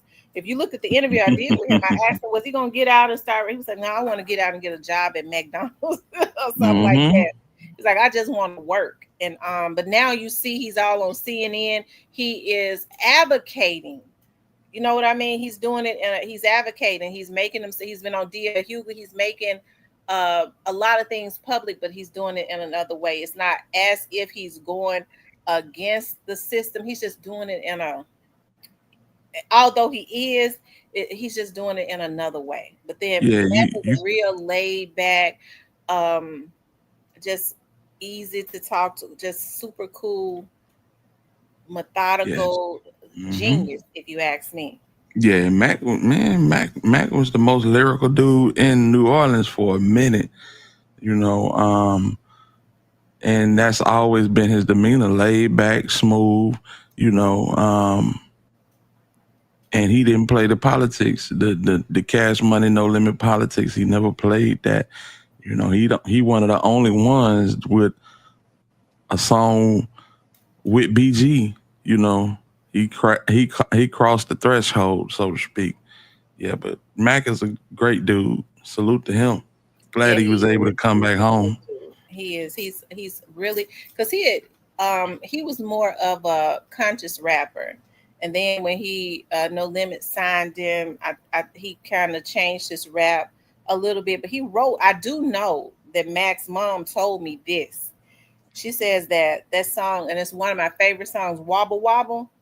She says that Mac and C Murder actually wrote that song. I don't know if you know. No, I can believe that. My favorite song from Mac is Paranoid. And I don't even think it's on. It might be on Mac album. It might be on Silk album. But yeah, Paranoid. They got me annoyed. I'm paranoid, but I'm not paranoid. You know what I'm saying? That was one of my favorite songs from Mac. But Mac got a bunch of dope music. Salute Memphis Native. Shell Shocked. Yep, Shell Shocked. He did He did Shell Shocked album. I think because, you know, his dad was in the service, and then I think for like years ago, after his dad got home from the service, I think he was a little shell shocked. I think, but his dad is such a great person. His dad, it's funny because his dad does not have a picture up on any of his social medias, and he's a good person. His mother is a really good person too. They're just good people. His sister, his aunts and stuff. That's dope. They fought so hard. They fought so hard. Because they knew that Mac was not like that. You know what I mean? He had never gotten in any trouble, like a genius, very smart. I remember when I had reached out to, it's funny because when I first got my TV show, I was like, I want to interview Mac. I want to interview C Murder. I want to do this, and that. And so I had been saying that I was going to try to do it. And I never forget, they did a campaign on Facebook, and it came into my algorithm, signed this petition to free Mac. And I was like, that must be a sign. So I was like, I got to figure out what prison he's in and all of that. I'll never forget. I reached out to him. I reached out to his mother. And when I reached out to him, he actually called me one night, and I was really shocked. He called me one night. He was like, yeah, this is McKinley Phipps. I'm Mac. He's like, I got your email, and we ended up just talking like for like hours. And then his mother ended up reaching out to me. I was like, well, Mac had already called me. And she's like, that's a good thing. They ended up his mom and his dad ended up coming to Memphis. I got Judge Joe Brown that lives in Memphis to come over to the studio and talk to them about some stuff. And Joe actually said, you know, being a judge, he was like, you know, I looked into it. I got Leslie Ballin, a top attorney. He was like, I looked into it. He said, I don't understand why he was convicted. How could he be on stage rapping and then shoot and kill somebody, you know? So he talked about the corruption and stuff in Louisiana. But but like I said, that it was more so that they wanted to because Mac's mom told me some more stuff that they did. They was actually trying to not blackmail Master P, but what is it when they extort Master P? That's what it was. Yeah.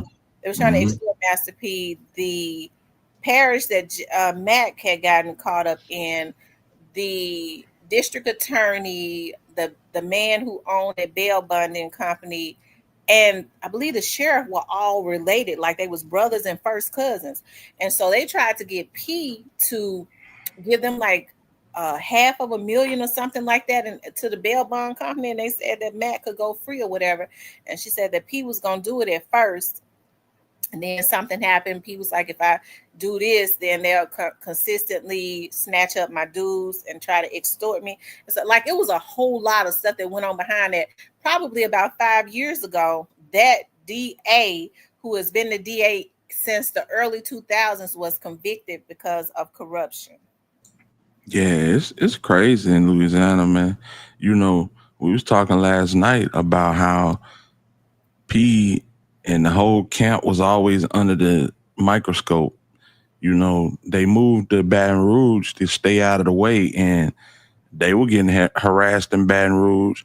You know what I'm saying? He had Cain and Abel on the label, which was the twins, and their uncle is a dude named David Pena, which, you know, if you know about David Pena, he was a reputed drug lord and ran the city.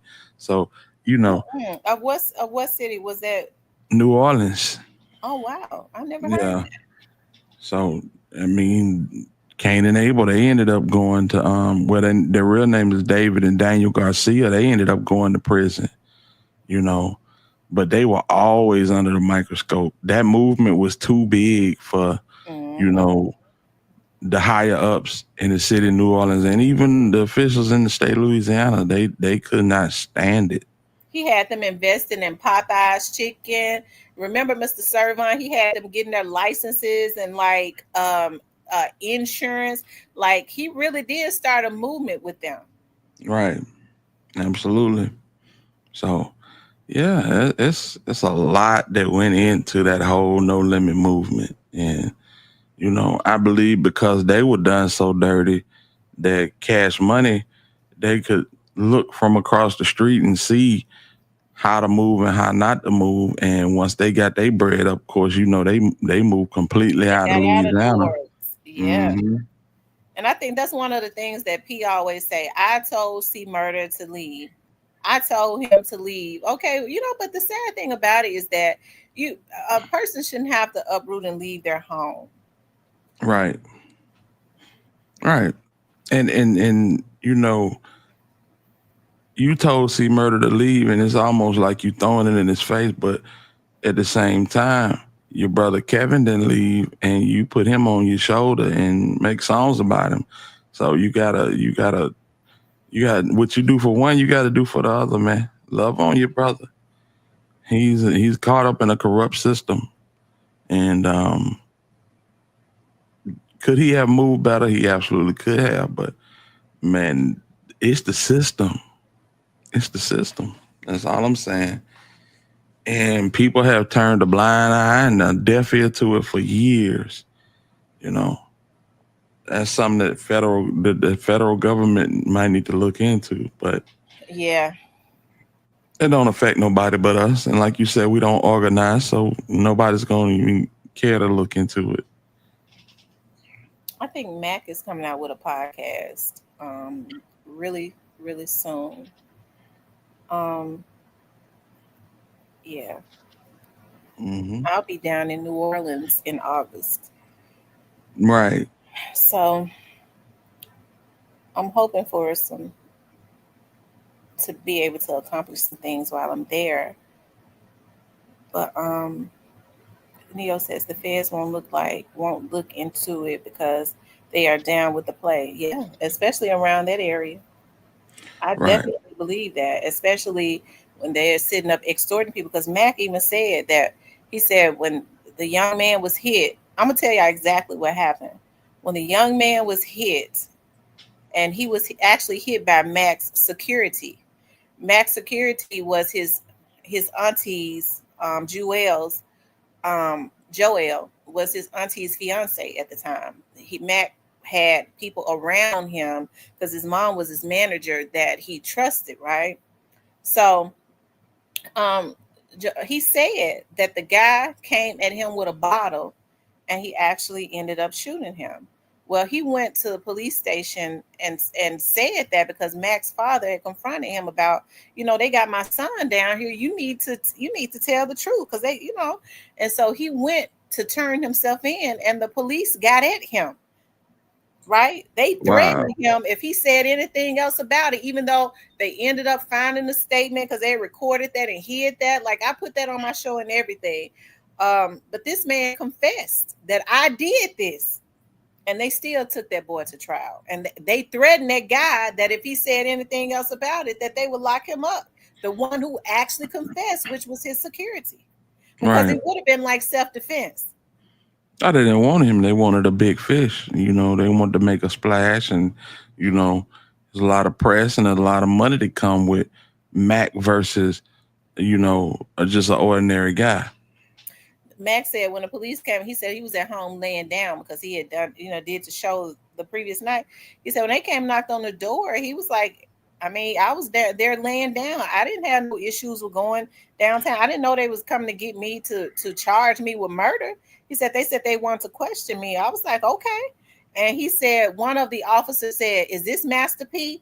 And the other officer said, "No, this is one of his top rappers." And the officer said, "Close enough."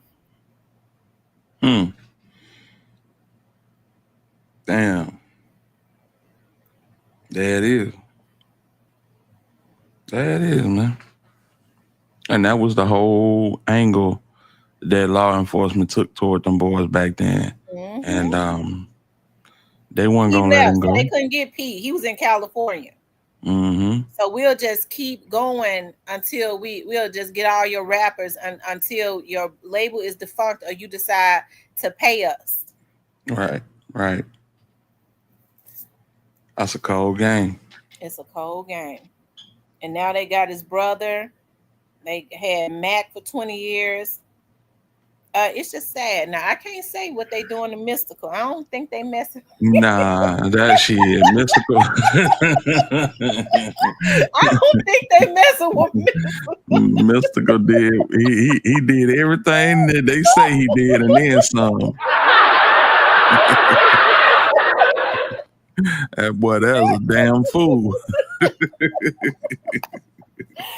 I can't defend Mystical. I can't defend him. But you know what's so crazy about Mystical, man? It's just like, bro, when you first came out, you made it an issue to let people know how your sister was done and how she lost her life to an abusive relationship. And then it turns out that you done been in a few of them and just crazy, way crazier than what you said happened to your sister, Michelle. That's wild. Y'all, if y'all remember Mystical, he murderer. He had that song. He was one of the top soldiers too because people liked his sound. Exactly. You depending on who you ask on No Limit, they say he was the best one. He was the best one. So because his sound was so different. Yeah. He was so I don't know, people like all of that drama behind his sound, because his sound comes with a lot of drama, all that screaming and stuff. You see what I mean? But he knew how to rhyme though. Yeah, he was crazy with it. It sounded like, when I first heard him, I said, "Man, who is this dude?" I thought he was funny, you know. I sound like Little Richard rapping, you know. And but then you listen to it, and it's like, oh, he is fire. Yeah, man. But he kept going in. I remember the first time they got him, you know what I'm saying? He said, old girl that was braiding his hair was bouncing checks on him. So instead of calling the police, they want to do a freak off. They did it. They made her get on her knees and do everybody. Wasn't that sad? Yeah. It's But crazy. then something similar. Is he in jail now? Yes, he's in jail now. But didn't he do something similar? Yes. But this was to his baby mama. I forget what happened. What happened with that? Was that a Well, sexual situation? It was. It was. He went over, so he wanted to talk to her, and he ended up assaulting her. If you don't mind, I can bring you up to speed via video. Yeah, go ahead. Do that. All right.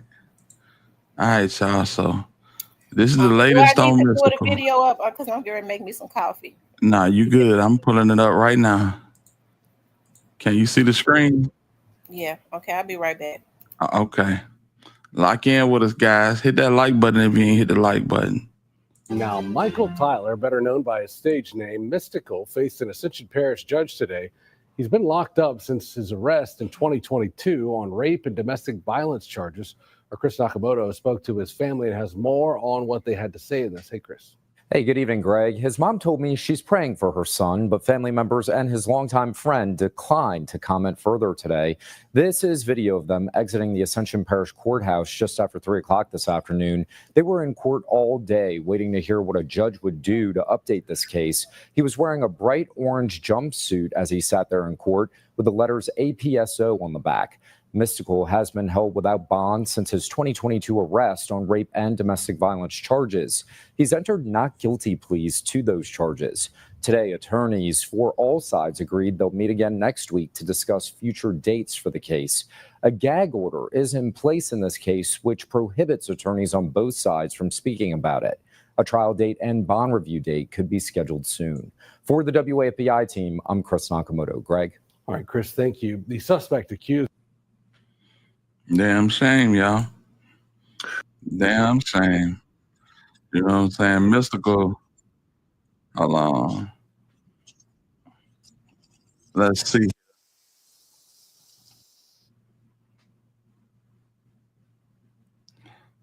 And this is what got him into the Ascension Parish jail. Let's see here.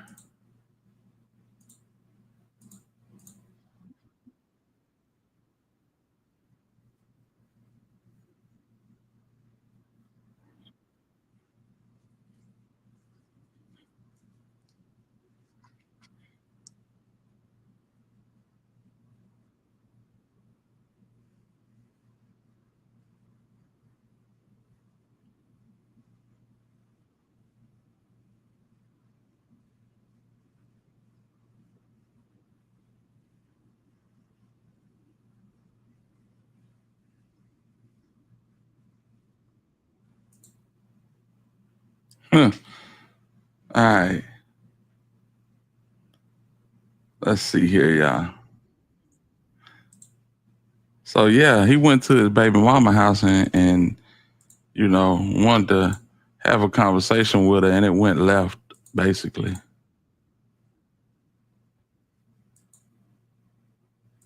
Hold on, y'all. Let me sing it.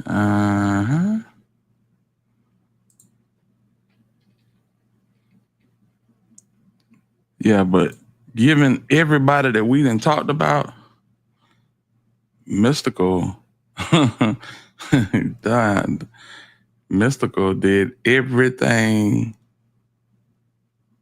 that they accusing him of. I mean, it's sad to say, but it looked like he may have a little, you know what I'm saying, a little demon in him that he fighting. I don't know where that come from. And I seen somebody say that he may have PTSD, you know, and that could be a case of it, you know. But it's sad that somebody so talented can be tormented and just, you know, whew. Yeah, pretty bad. Pretty bad news for Michael Tyler, man. But I don't think he got no help from nobody on No Limit. I think the people that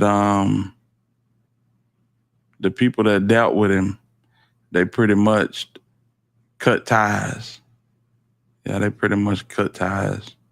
So let's see here. Let's go here, y'all, and they give you I think Houston News will give us a good explanation.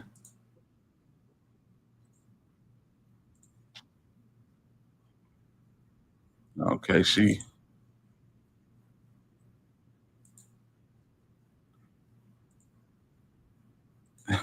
yeah, it's not letting me show it, but it say, yeah, he should keep his hands to himself. He absolutely need to keep his hands to himself because he is a deviant at this point.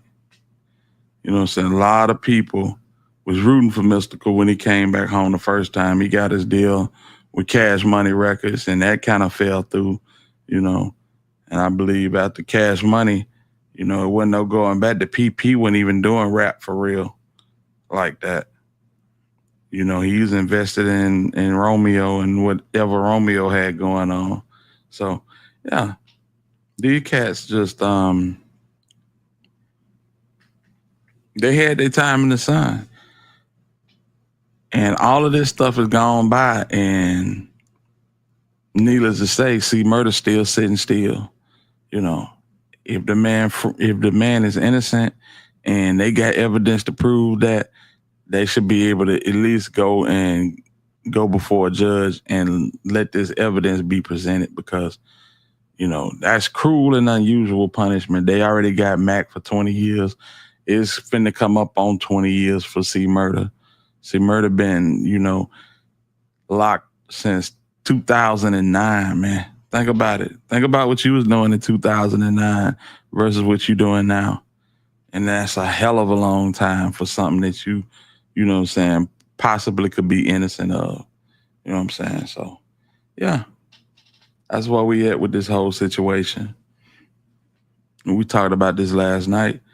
And I want to go back to Willie D and what Willie D got going on, man. Willie D, you gotta be more vigilant about what you present on social media. You know, that showed C Murder in a bad light. I was excited about what C Murder was saying as far as his endeavors when he getting out. But as far as him going against the system and suing people and bringing their whole structure down, and yeah, they spook because they know I'm about to get out. It's going to be any day now. Yeah, man. All of that should have been edited out. You got to be smart about what you're doing at all times, especially when a man is, you know what I'm saying, incarcerated and been incarcerated. You know, I just thought that was poor. That was poor on Willie D's part. You know what I'm saying? Pretty bad stuff right there, man. Pretty bad. But I don't know. Hopefully he can come up and Kim Kardashian them can get him free. And we'll be able to see C Murder in a different light instead of in a jumpsuit. We can see him on TV like we used to and look forward to True Records and whatever they got going on. Maybe he can, you know what I'm saying, make a leeway with P. Nah, you definitely can't let the enemy know what you're doing. Absolutely not. Definitely can't let the enemy know what you're doing, especially when you are in the bowels of the system. You literally in the belly of the beast talking about what you're going to do to the beast. It don't work that way. It never works that way. You know what I'm saying? So It's a sad situation, and you would think C Murder would know better than to, pop it off like that. But you know damn well Willie D know better than to pop it off like that. So, let's edit this video.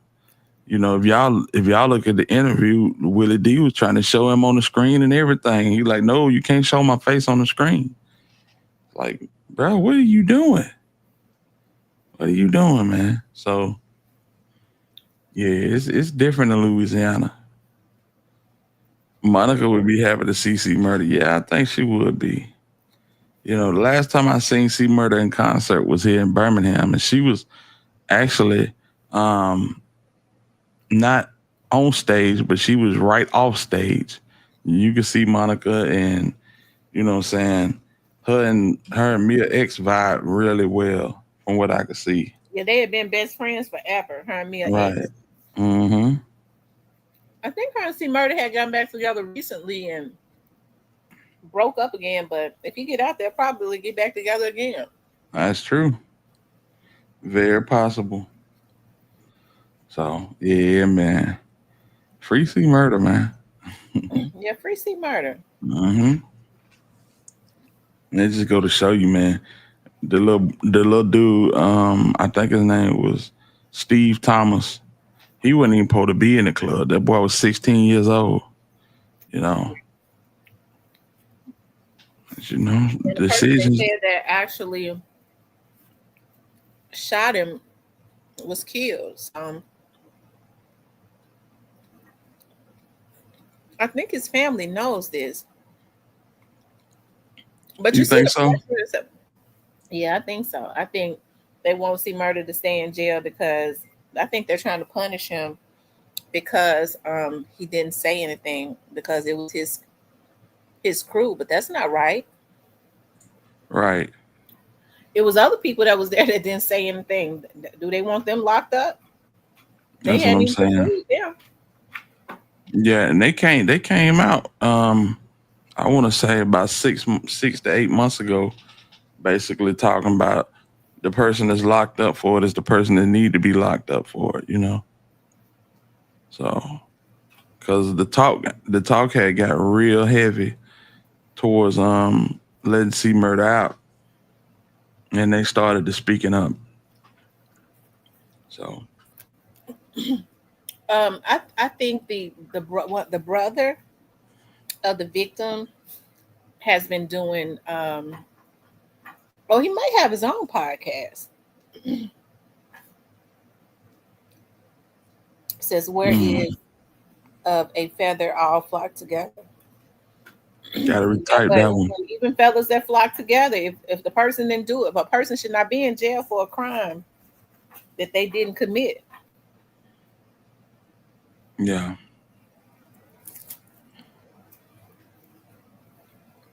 I ain't gonna speak on that, but yeah.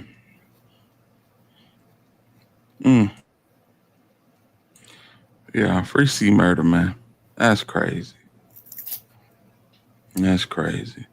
And if you get any type of bread, you need to stay out of that bottom, man. Them folks do not care. They got rid of BG because BG wouldn't tell on Telly Hankton and Mooney Porter. That's exactly what it was, wasn't it? He did 13, 14 years. Yep. That's all they wanted. They wanted him to get him Telly Hankton and Mooney Porter, and he wouldn't. And they sent him up the road for it. He wasn't supposed to get all that time, not for a pistol in the car. Come on, man.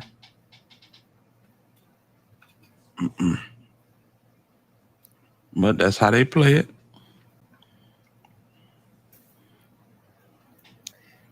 Yeah. And that's why they know they was wrong. BG, then when he got out, they tried to lock him back up for the music. It's like, come on, are you serious? They did. Yep. I think Terrence Gangster Williams has been advocating for C Murder also. That'll be dope. I think he has. He's been advocating. There's this activist, and I was looking at a video that he just put up with the activist, and I think his name is Byron Cage or something. Nola girl, what's that activist name in New Orleans? Is Byron something? And now Byron is pretty radical. I think he's a good he would be a good activist, but he tends to fly off half cock sometimes. Lil T, what it do, man? So, you know, and you were talking about us organizing, you know, and I done said this a long time on my channel. You're not gonna get no real organizers because they're not gonna have it. They won't have it. They're gonna knock the head off of anybody trying to organize. If you got enough charisma to rally the people, man. Yeah, I said it over here. We was over here talking about it too. Yeah, I just don't feel like we never gonna. It's gonna have to be an act of God for us to get somebody to truly organize and do it without any type of ulterior motives. You know what I'm saying? So why do you think that we can't organize? I believe after 1968, there's an unwritten law that says if they ever try to organize again, to cut the head off. Mm-hmm. Yeah. So they kill anybody that has the potential. But I think that Minister Farrakhan did pretty well. But see, you had a lot of Christians that would not follow him, so they didn't look at him as being a real big threat because it was like, well, he's Muslim. Even though what he's saying is right, I can't follow him. Malcolm X was a Muslim. Yeah, Malcolm X was, and you're right. He got a lot of. That was a different time. But you're right, though. It seemed like to me, though, people were more dedicated to their religion even back then. But you're right, and he got a lot of people to follow him. Exactly. And now they look at the Black Muslim movement as just basically like a remnant of what it used to be. It's a lunatic fringe on the outside. It's not very effective. It's definitely not as effective as when Malcolm X was doing it. And I honestly believe, and I said this on my podcast, that when Malcolm X separated from the nation and changed his name to El-Haj Malik El-Shabazz and formulated the Coalition for African American Unity, that the Nation of Islam felt like he was going to take all of their members. And I feel like they knew it. He changed his name right before he passed? Absolutely. I didn't know that. After his pilgrimage to Mecca, he changed his name to El-Haj Malik El-Shabazz, and he formulated his own team when he separated from the Nation of Islam. And that put the puzzle together and got the ball rolling to get him out of here. And the people that did it, they have they have been charged and released and living their best life. In New York. Mm-hmm. I think one is in New Jersey right now. In New Jersey, that's exactly where he's at. Right. So, because I think they actually jailed some people that didn't do it. Absolutely.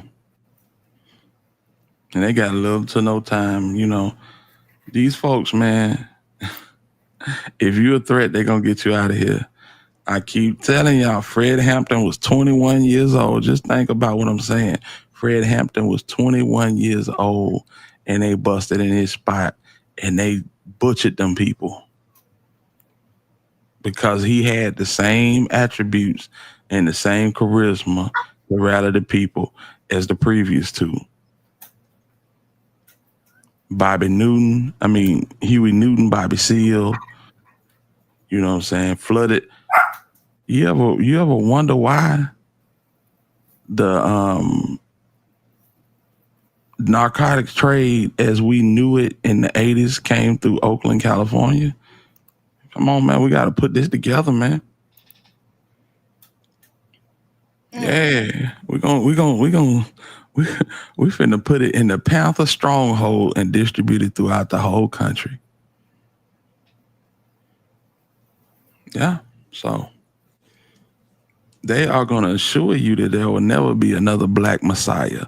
There'll never be another black person to come and just rally the whole country like Dr. King did, and even more so than that, within the last 10, 15 years, you done seen our own people disrespecting Dr. King and showing him in an unflattering light and just, almost like he's a mythical figure, like a cartoon character or something.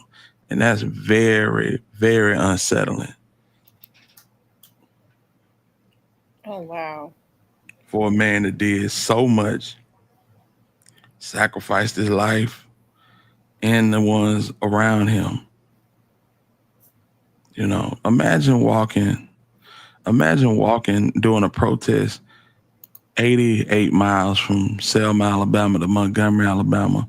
You protesting and you walking in the dark, in the rain, you know what I'm saying? On roads with no lights.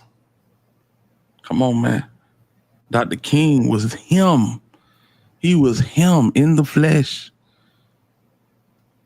You know what I'm saying? The closest thing that black people know to the real Messiah. Mm-hmm. And Dr. King smoked cigarettes. Dr. King had extramarital affairs. Man, listen. Dr. King laid his life on the line for black people. That's all I'm saying. 39 years old. Dr. King looked like he was in his 50s. Dr. King left here at 39. Y'all know that's just 3 years older than Dolph, right? Put him in contrast. Come on, man.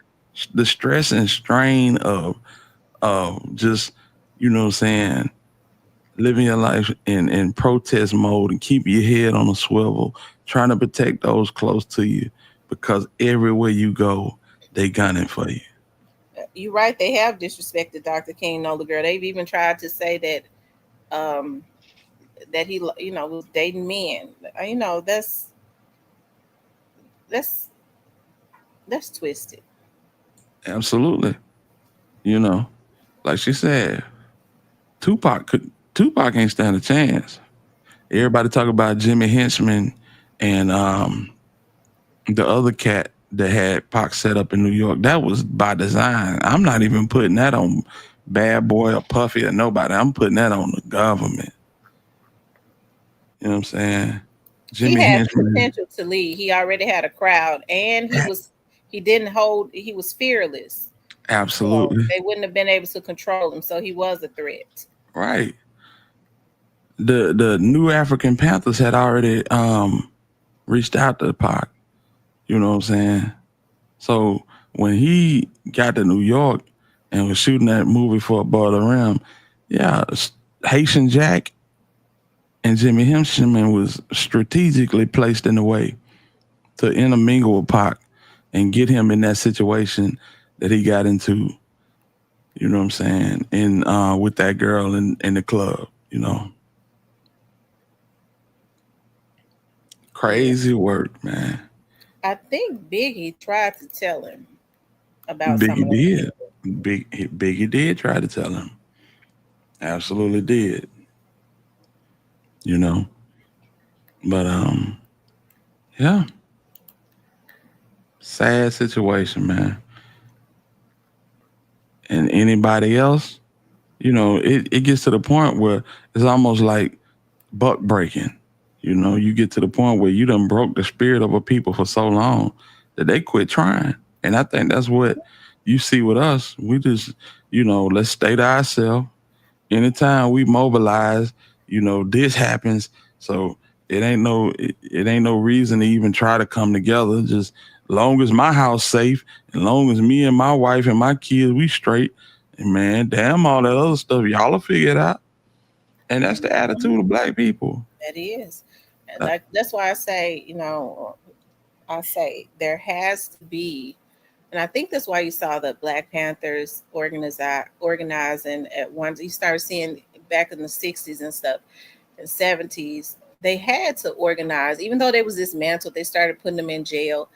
There has to be something in place for when there is organization for our community, for people that choose to sell out. I think it has to be some repercussions, because right now there are no repercussions for, as soon as there is a something is steadily organized, what they do is they will send someone that looks like us to sell us out, to infiltrate, to sell us out, to get us messed over. And I think there has to be something in place as a deterrence. They're going to feel like, well, if they're looking at jail time, if they don't do it, jail time is better than death. Right. Because if you sell us out, what is put into place, you're going to die. Right. I mean, that's the only thing I know. That's it. That's it. And that's why I don't like this whole situation in Memphis. I know it's a crazy transition, but this is what I've been saying for a minute when we come down to the Memphis hip hop scene, because it's the same methodology where you think about Dolph in South Memphis and he the king of South Memphis, and they go right into South Memphis and go into Orange Mountain and get these two clowns to take him out. You know what I'm saying?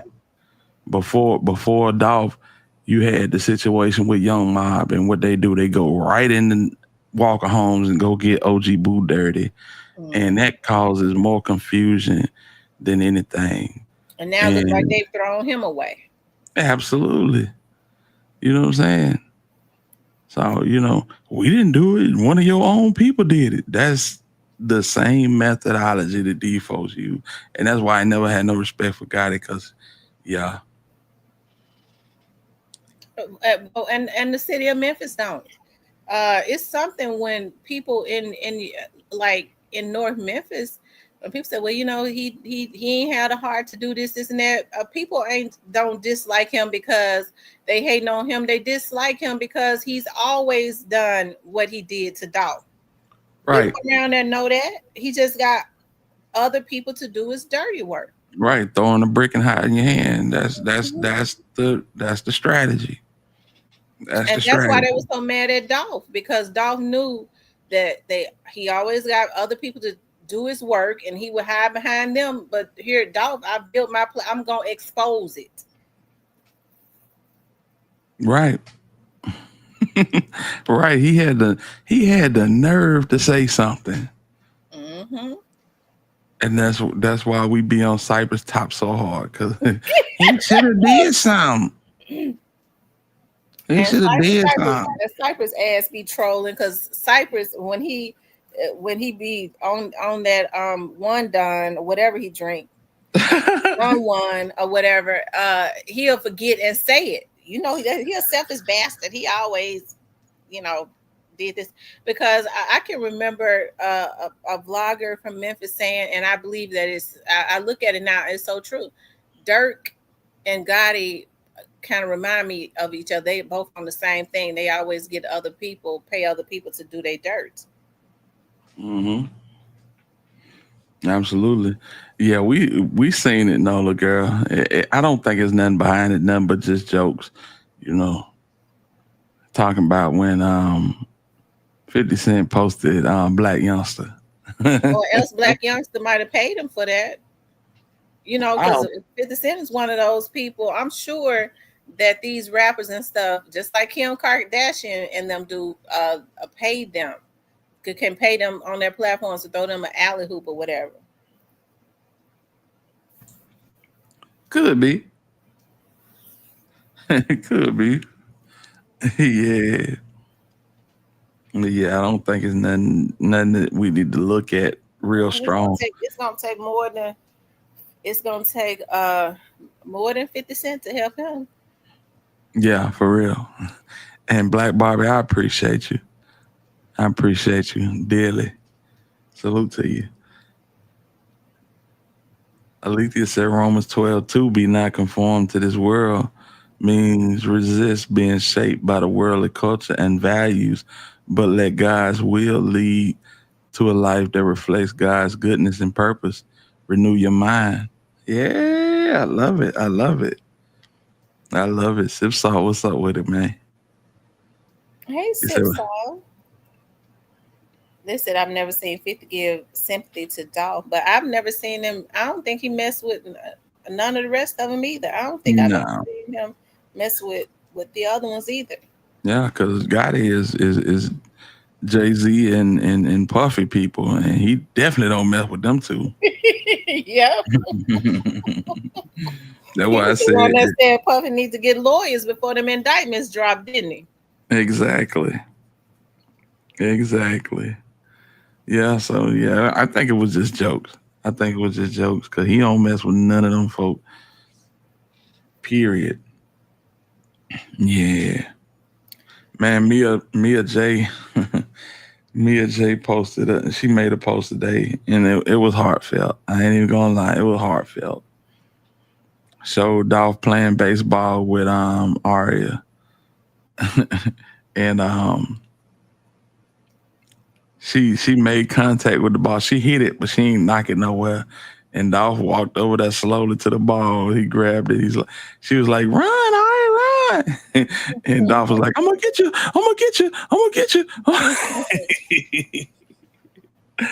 Oh my goodness, man! Them niggas need to pay. Do you hear They me? need to pay for taking them. That man was actively involved with his children. They adored him. Right. And they don't care. They take him away and then want to laugh about it and make fun of doing it, Absolutely. They thought it was sweet in the beginning. It surely did. I think it was Straight Drop that was going back and forth with Paper Route Wu.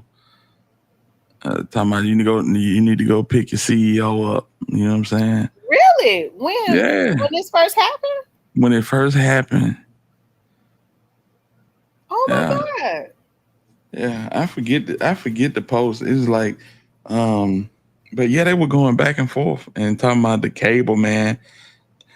He got his cable turned off or something. I know y'all remember this. If y'all been following this since day one. Yes. So Straight Drop was online right after he did this trolling, saying something? Yes. I'm not gonna say it the same day, but they had a back and forth with him and Wu. And Oh wow. Yeah. I'm sure he probably deleted that, which it don't really matter. No. He ended up getting life anyway. They ain't even have to use none of that. Because Cornelia turned his lights off, as they say. Yeah. Cornelius cut his cable off. Ain't nothing but snow on the tube for your ass. That's crazy. Yeah, they all need to rot in jail.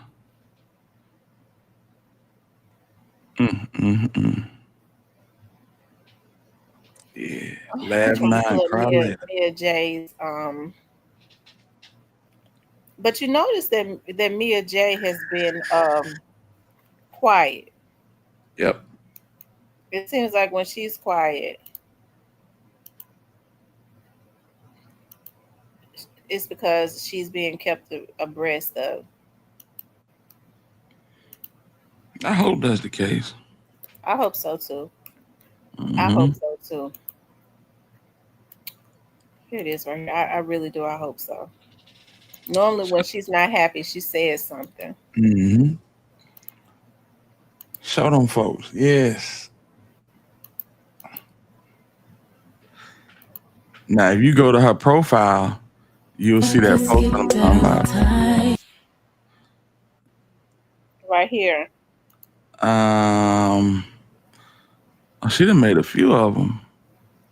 She says, when I think about what it means to be a provider and what household love, leadership, and protection looks like, you're the first man that comes to mind.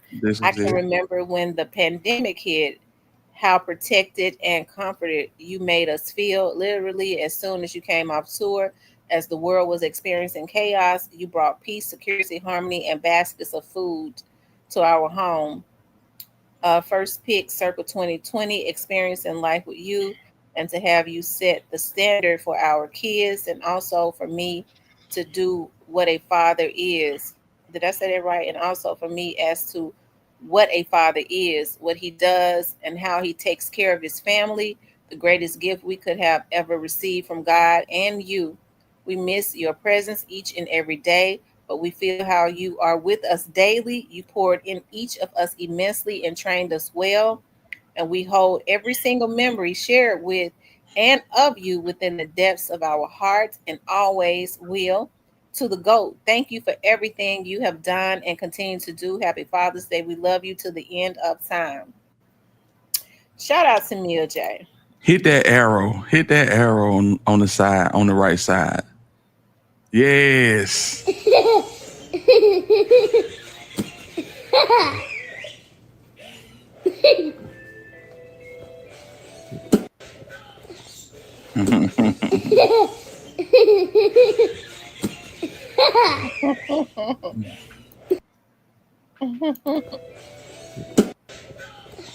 And she looked just like him in this moment, don't she? Yes, she do. Yes, she does. Woo, go, Ari, go, go, go, go, go, go, go, go, go, go, go, go, go.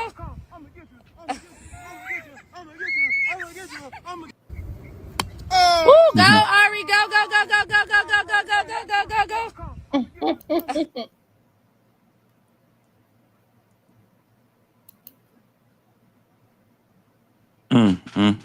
It's so sad.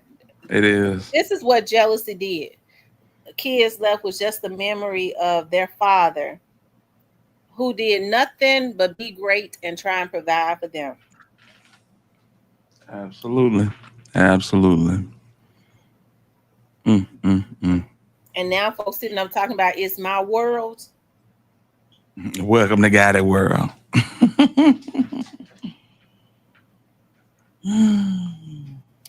So shout out to all the daddies, girls whose dad are no longer here. And rest in peace to my dad. Dolph is a king of life and leadership. Long live Dolph. Dolph even said he couldn't even have guys around him that didn't take care of their kids. He said he would try and put them on so that they could take care of their family. He found out they weren't taking care of their family, then they couldn't be around him. That's facts. That's facts. Man, that says a lot. This picture says so much, man. Two babies are grieving because they, I know Ari is old enough to remember her dad. Right. But I know Trey does. And look, he looked just like his daddy, don't it? And he carrying that weight. You could tell he carrying that weight. Yeah, he's carrying that weight. Well, he's his mom and his sister's protector. So ain't nobody hating on Gotti. People hate what they did. And I'm still trying to understand. I guess there's no logic in it. Why did they go that far? How could they have gone that far? How could they have did it? Why did they do it? Yeah, it's pretty sad. It's pretty sad.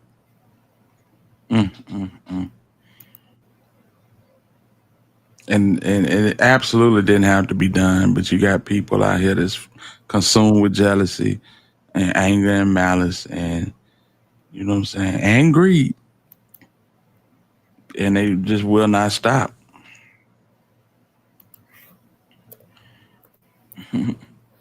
So God hit harder. They killed that man, and then they so barbaric. They were saying, yeah, we got a big fish. That was a damn human being. Right. You got this one right here whose mind is totally gone. Look, it's gone. It's been gone. This nigga here is just, oh my God. That's a damn shame. Yeah. Some folks shouldn't even be in the damn industry unless their mind is right.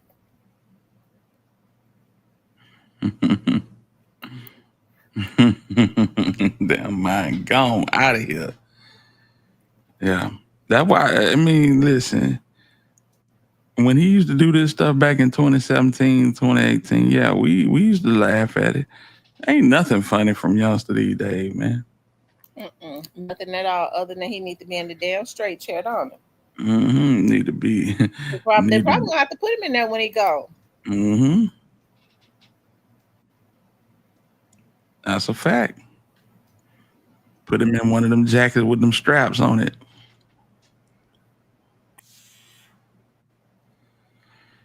It burns me up when people make excuses on why Dolph is no longer here. He talked too much. Yeah. Yeah.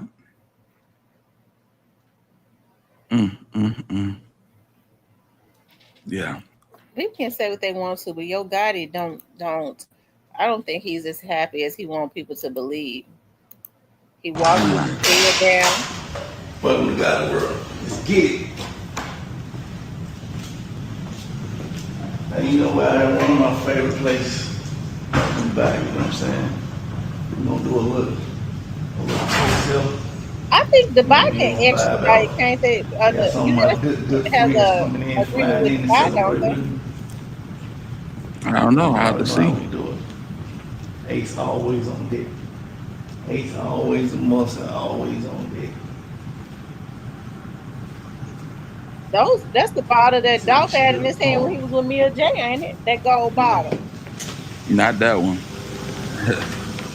I don't think so. Nice that shit, you know what I'm saying? Let's swing them. How it work?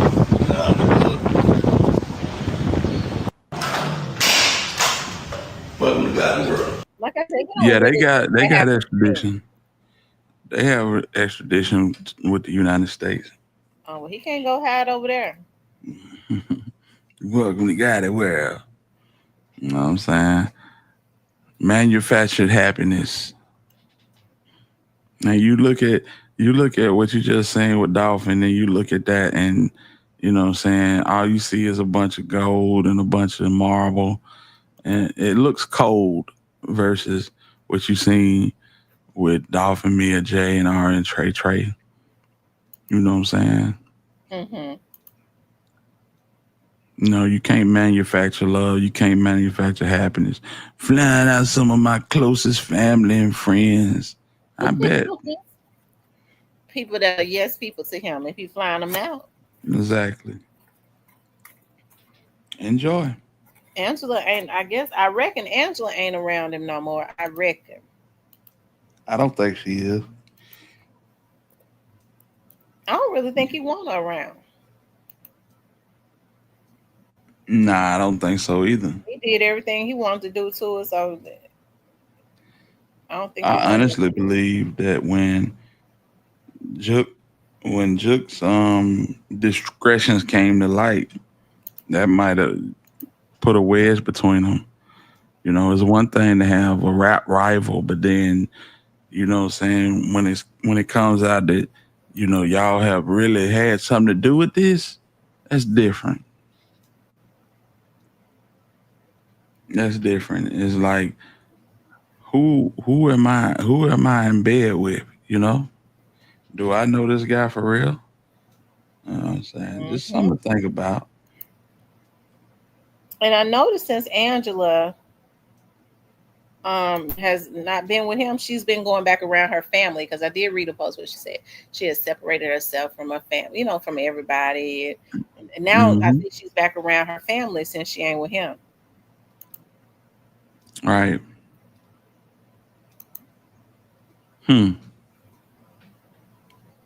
That's sad. Yeah, get back around your family. You're in the best place. And these folks right here, they don't care nothing about nothing but money. It's obvious. It's obvious.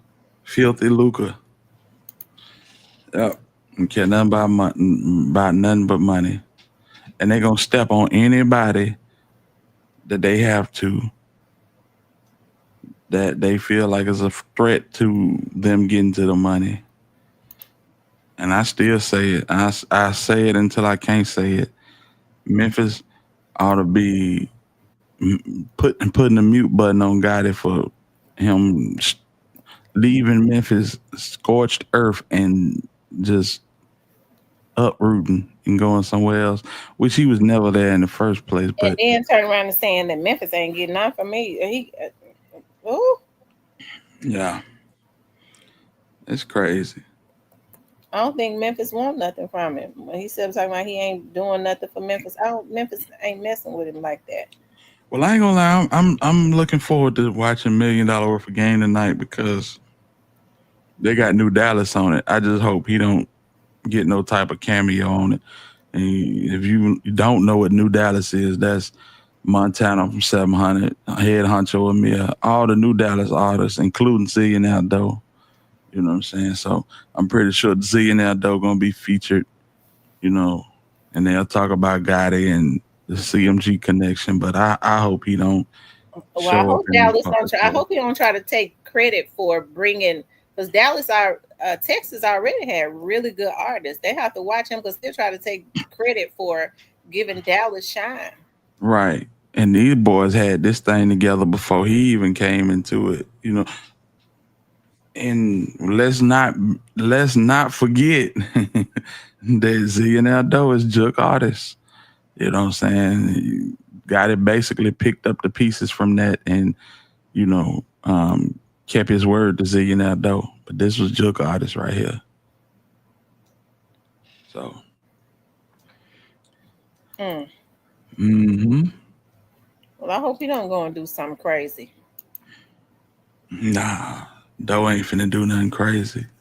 Doe, he very laid back. He kind of puts you in the mind of a Key Glock. To be honest with you, he kind of puts you in the mind of Key Glock.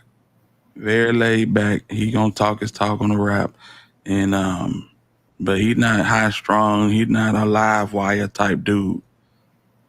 Yeah. But he come up through that pipeline, that little flip pipeline, yeah. Little flip, JJ the Prince. JJ the Prince is, you know, his big homie. He is the one that got raided when they raided Zillion Aldo's hood like 2 weeks after Gotti arrived and signed him, and they did the big bottle popping ceremony. And they picked up JJ the Prince. So he's in the feds right now.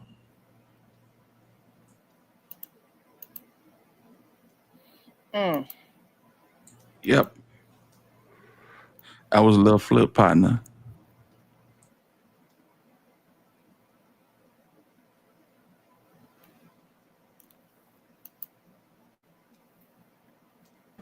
Yeah, I agree, positive vibe. He do have them Dolph attributes. That's all they talk about is hustling. You know what I'm saying? Hustling and thug motivation, basically. Like Jeezy used to say. That's what they be on. And they make it look good. I ain't gonna lie, they make it look good. But you know what I'm saying? That it's just that connection that people just side eye. That CMG connection. Yeah. That is all good. Salute to them boys. I hope they do their thing and run it through the roof. This is time. You know, 3 and Yellow Bees and Trap Boy Freddy really, you know what I'm saying, they fumbled. They fumbled and crashed out.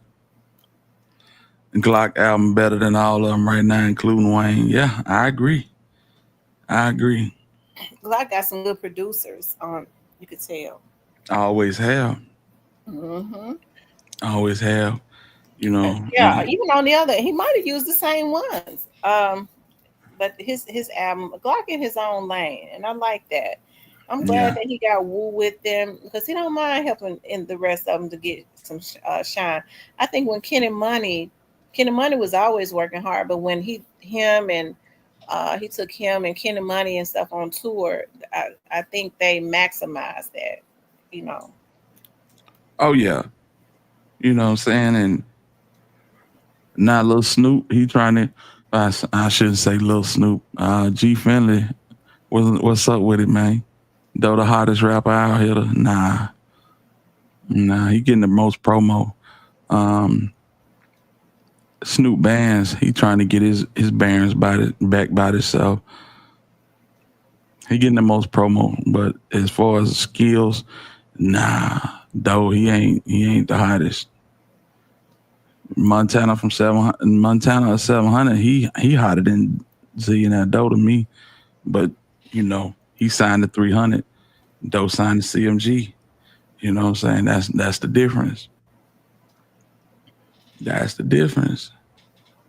You know what I'm saying? So yeah, it's crazy. They doing their thing though. And that's one thing about it. They don't debate who the hottest or who the biggest. They just, as long as they all making it, they good. And that's what I love about their whole little movement. You know what I'm saying? Ain't nobody jockeying for position, trying to be king. They all can be kings as long together. as they get their own money. As long as they all get money. That's it. I wonder, you think if King Von was still alive, do you think he'd be in jail? Yeah, he'd be right there with Dirk. And I said this last night. I said, you know, we went back over the Stan G Quet interview, and I like the way Quet set up there and, you know what I'm saying, poked his chest out talking about he needed a fighter. That's why he went to Manny Aurora. But I said, damn fool, Manny Aurora ain't get them folk off, the feds did.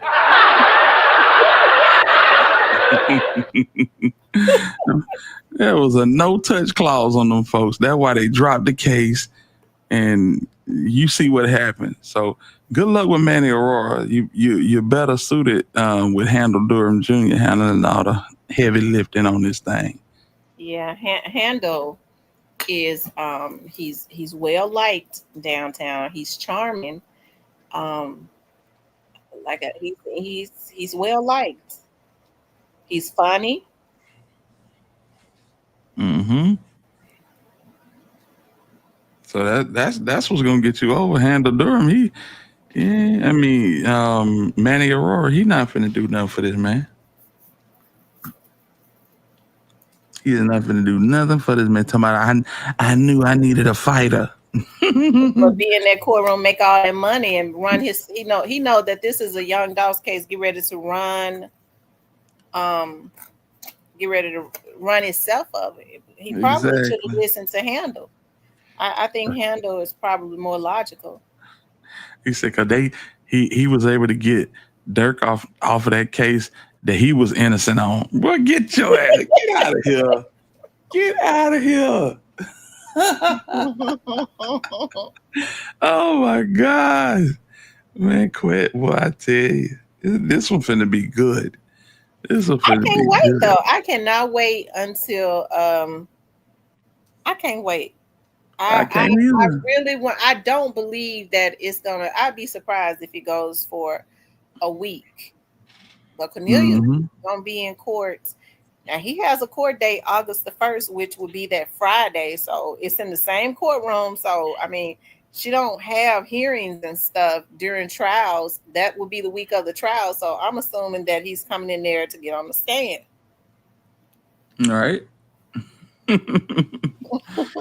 Ooh, this would be crazy. So that also tells me that the prosecution has some more star witnesses, because they don't bring the star witness in at the end. They normally, Cornelius would have been the first. So that kind of lets me know that they got some other things going on too. Mm-hmm.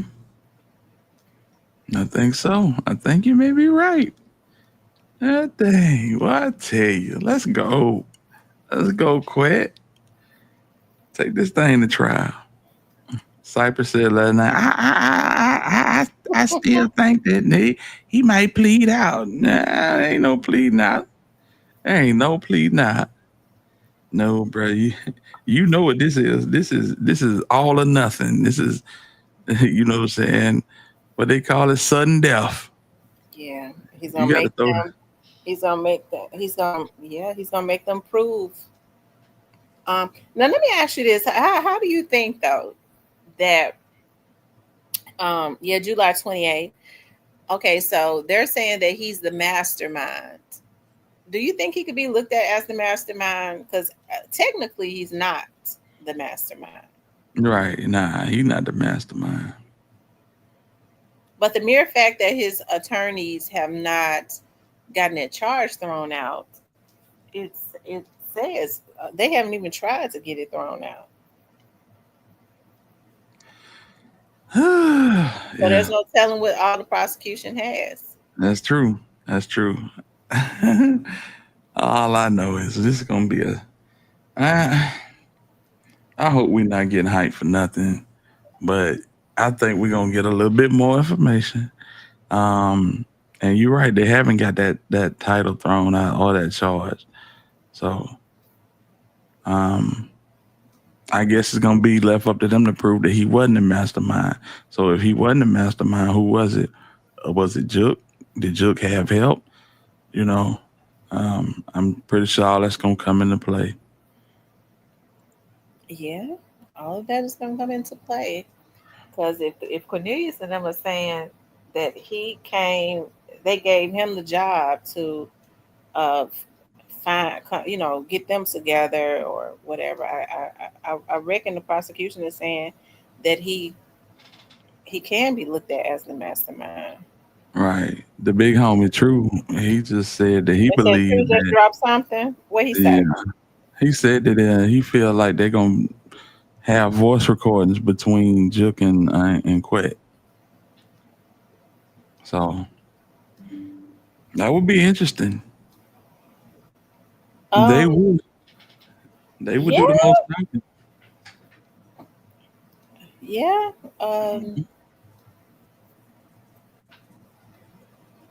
That would be interesting. I'm trying to think. He might be telling the truth. I'm thinking so too. Shout out to True. Mm-hmm. Yes, indeed. The paperwork king said he finna sue True. When did he say that? He was in the comments. He said, Alabama, you ain't no hitter. And ain't nobody studying you fake talk with Tamara. And True, I'm suing you. Oh my God. Bring your punk ass to the principal's office. So he done got a page from jail. Look like it. One time he was like, True Results in Alabama hitter. I'm on y'all ass or something. Like that. Yeah. He gonna be all right. God bless him. God bless him. He gonna be all right. Yeah, he gonna be all right. He said he on our ass. Okay. Yeah, that's what he said. That sound like a threat. I told him, I said, that sound like a threat to me. Yeah. You sending threats from the county? Come on, man. Don't make a nigga call Rice Street on that ass now. Come on, man. Still making threats. Y'all need to turn over a cell. Y'all got an inmate in there with a telephone that's giving threats over the internet. Mm-hmm.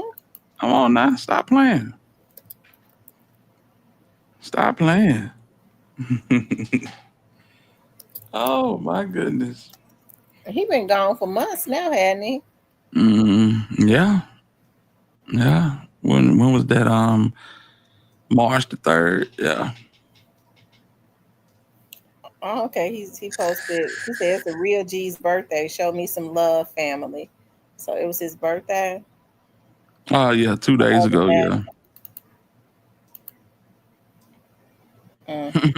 It's a real G birthday. Show me some love. Keep your Patreon memberships. Keep your memberships. I wonder if they over there keeping them. You know they keeping them. Yeah, that's the only way that's the only way they're getting any commissary money. Any secures money. You got to keep money and make them phone calls and get them bags of chips and them noodles and You know what I'm saying? You got to make them chi-chis. Oh, boy. Salute to him, man.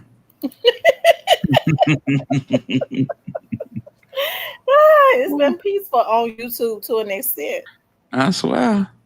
Yes, Is there indeed. any update on Jizzle? You know what? I haven't looked to see if there are any updates on Jizzle. He still be, I haven't looked to see. Jizzle like Mia J post. I seen that.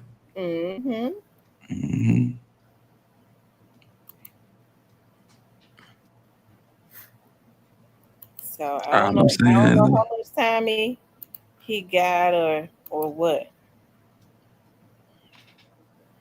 Telling you now, Paperwork King, leave me alone. What you said, leave me alone. I'm afraid for my life.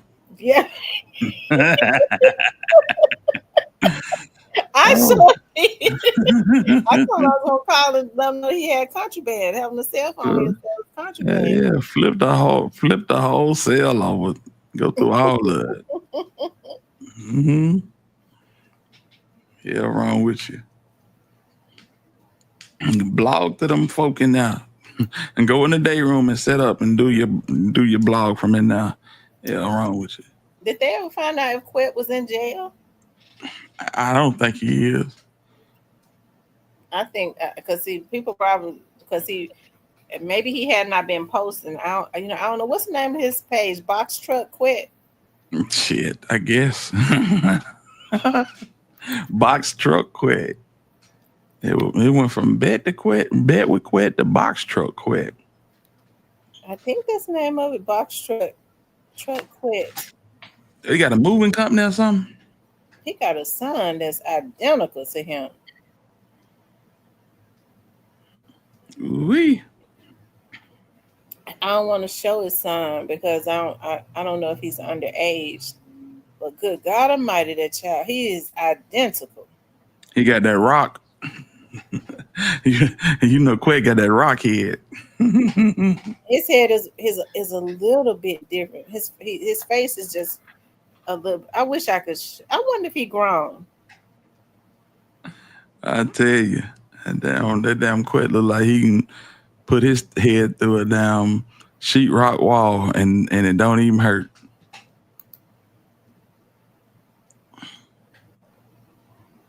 He said bottom line, they effed up when Cornbread dropped them gems on Quet. I don't know. This right here, he might be grown. This boy is identical to him, ain't it? We're almost identical. Hell yeah. He is almost identical to his dad. Yeah. I think he got a disorder.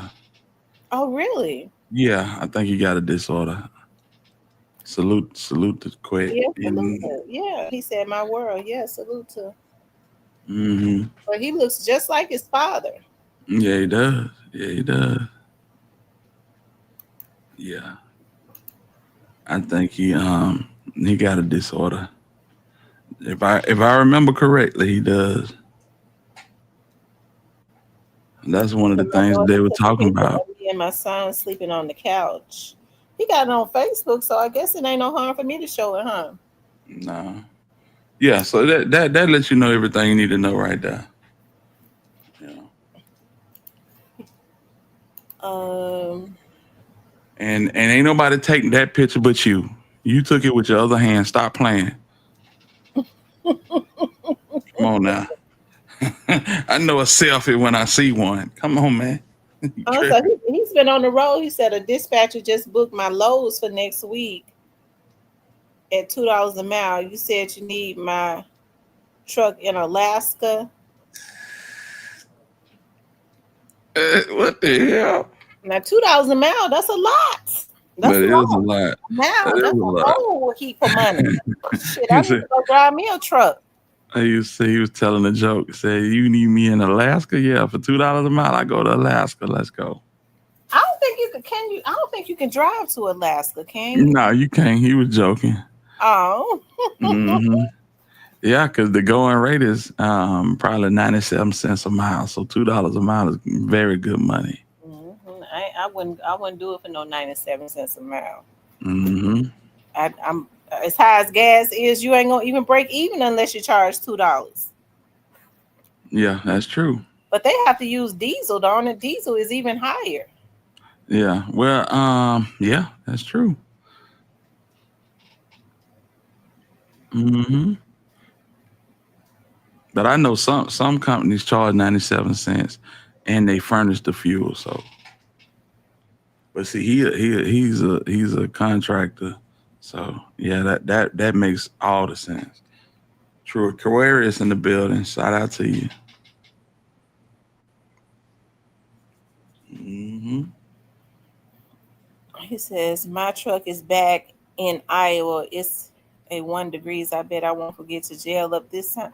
So he's been working. I guess so. Let's go, Quit.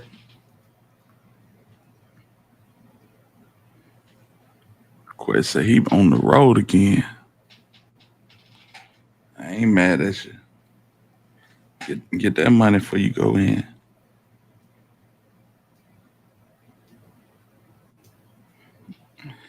Oh, boy.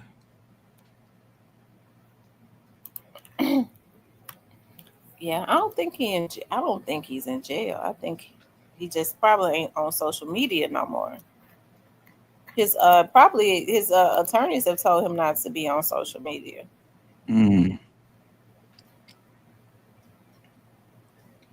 Well, it is June 15th, and Derrick Rose and Antoine Mass is still out here bouncing and turning, moving and shaking.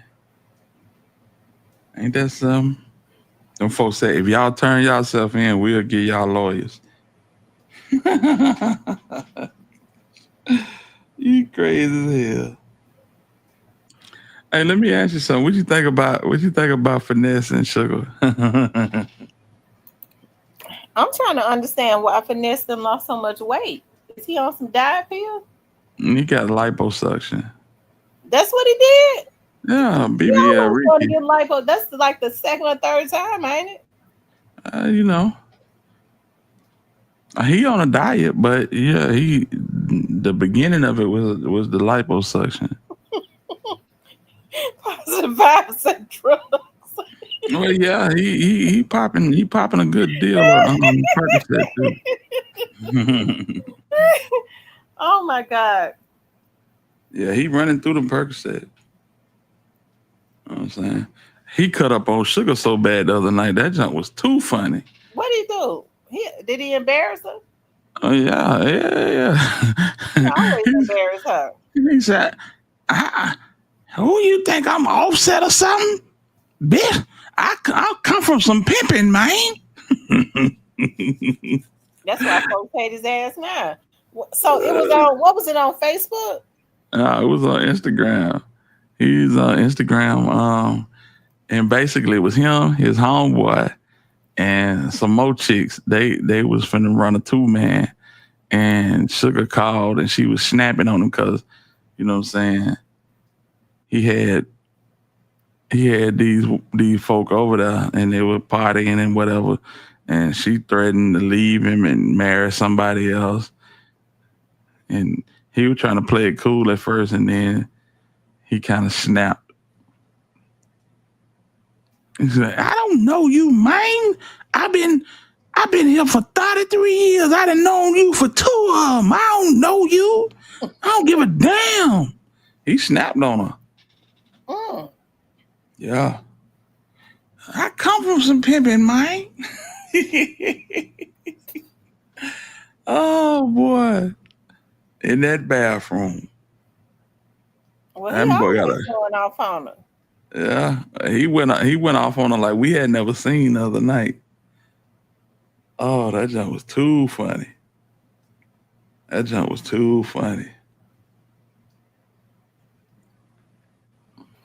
What's up with it, Mac? I thought somebody had recorded.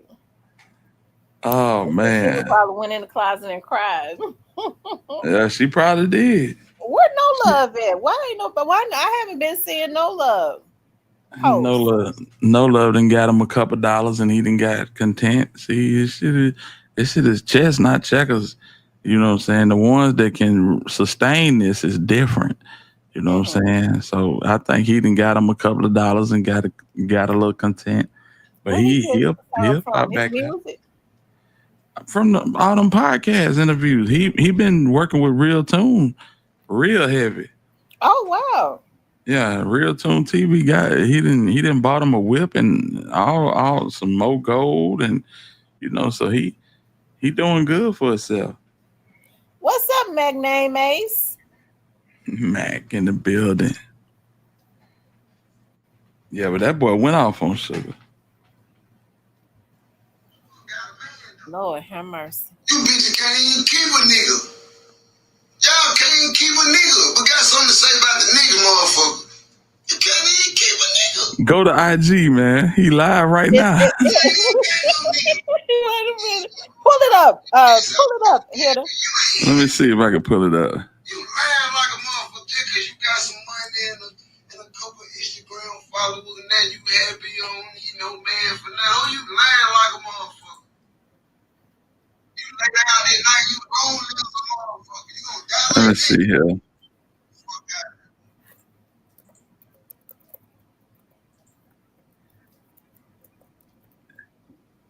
You can't see it. I got to pull it up. For some reason, it ain't showing. Oh, yeah. You gonna die like that? The fuck out of here. That's what I'm saying. So, I miss me with that shit. Yeah, everybody go through something. Everybody. I guess they made up. Everybody. Back in the bathroom. Well, get what? You gonna suck my dick. That's what he snorts. Get what? Because I believe he owns something. From the side. From the side view, the face. With the camera with the headband on it.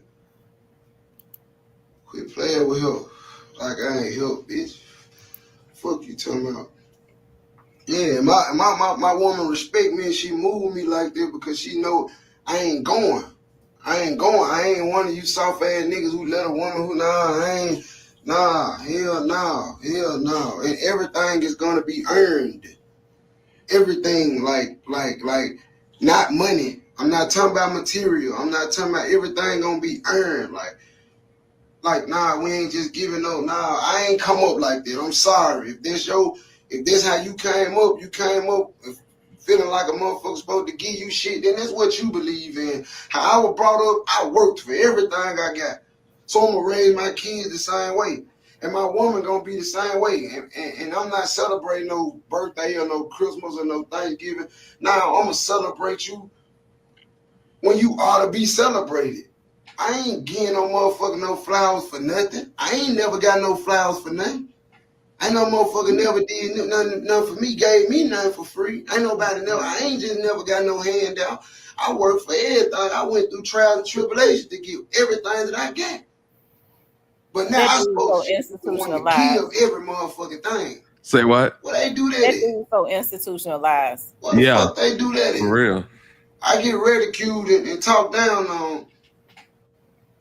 You know what I'm saying? But now we gonna get to this motherfucking broad day, man. You hear me? You know what I'm saying? Cause we ain't gonna do this, cause yeah. Then I'm gonna play out some of that unreleased shit. Don't nobody care about your own music, bro. Has it been putting out any hits? Got it. You ain't on it, man. On that motherfucking time to tell, man, go get it. The hottest shit in the street. That's the man in town that look like a junkie, don't it? He's gonna act like a junkie, don't it? Yeah, he do. Politics fucking me up, man, but we gonna shake back. We shake it back, man. Really. Man. Niggas know they ain't fucking with me walking, biking, or hiking. They scared to support. They scared to get on songs with me. They scared of me. Them niggas know what's up. Nah, you just a lame ass nigga. Nigga don't want to collab with you. I think you want to be killed. Yeah, I want to be killed.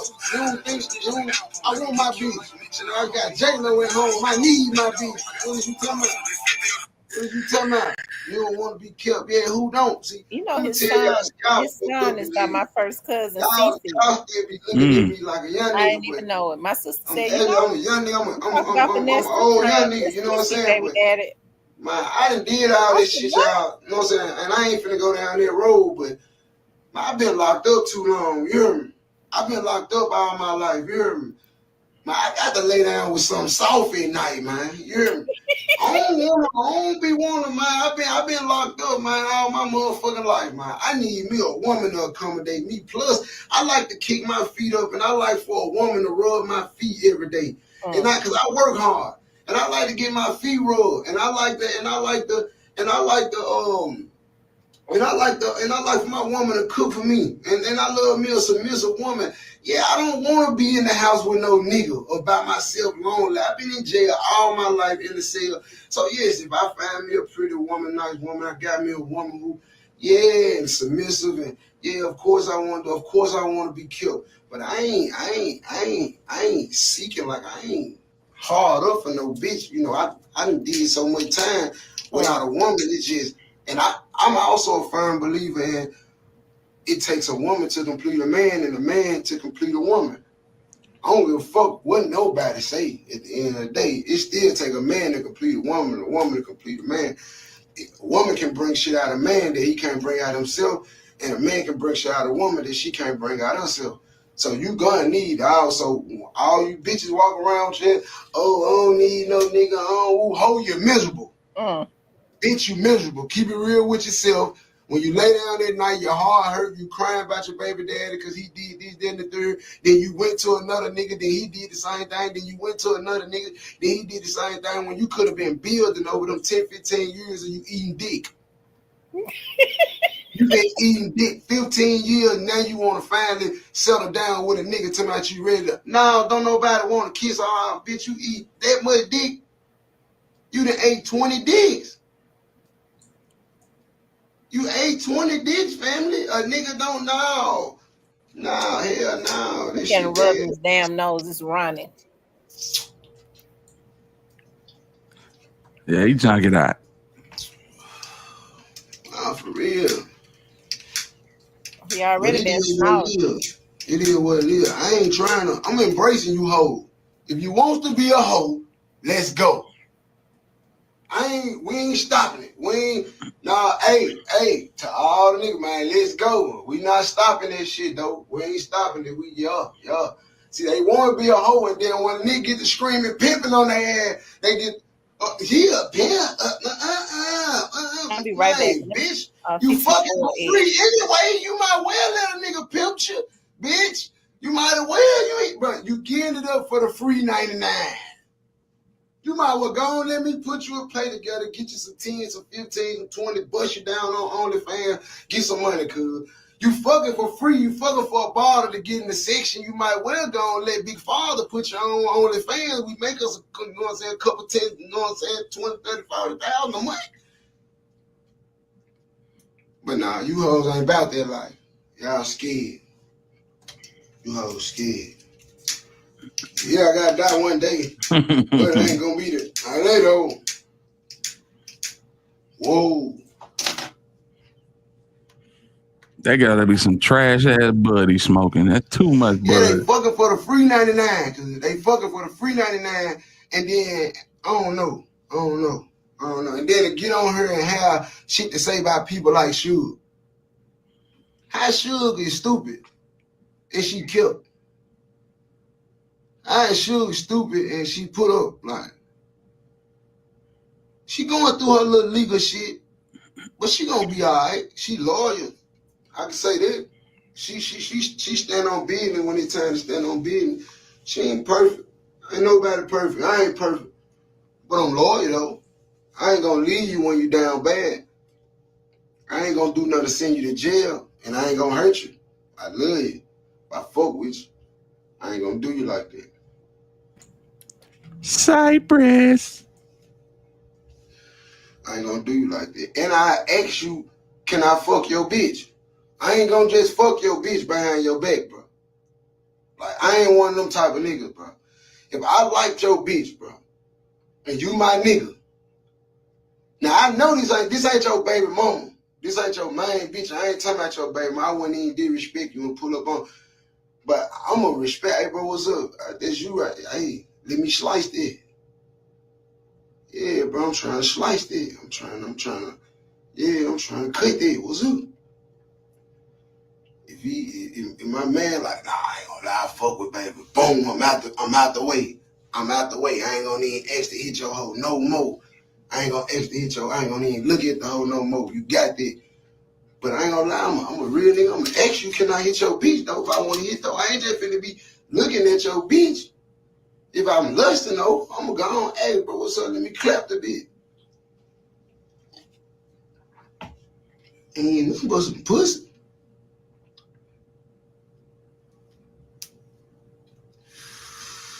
I'm just being real though. You know what I'm saying? Like, cause niggas be doing that shit behind niggas back and shit, and then I'm gonna tell y'all one time, right? I'm gonna give y'all a little story. It ain't no story time.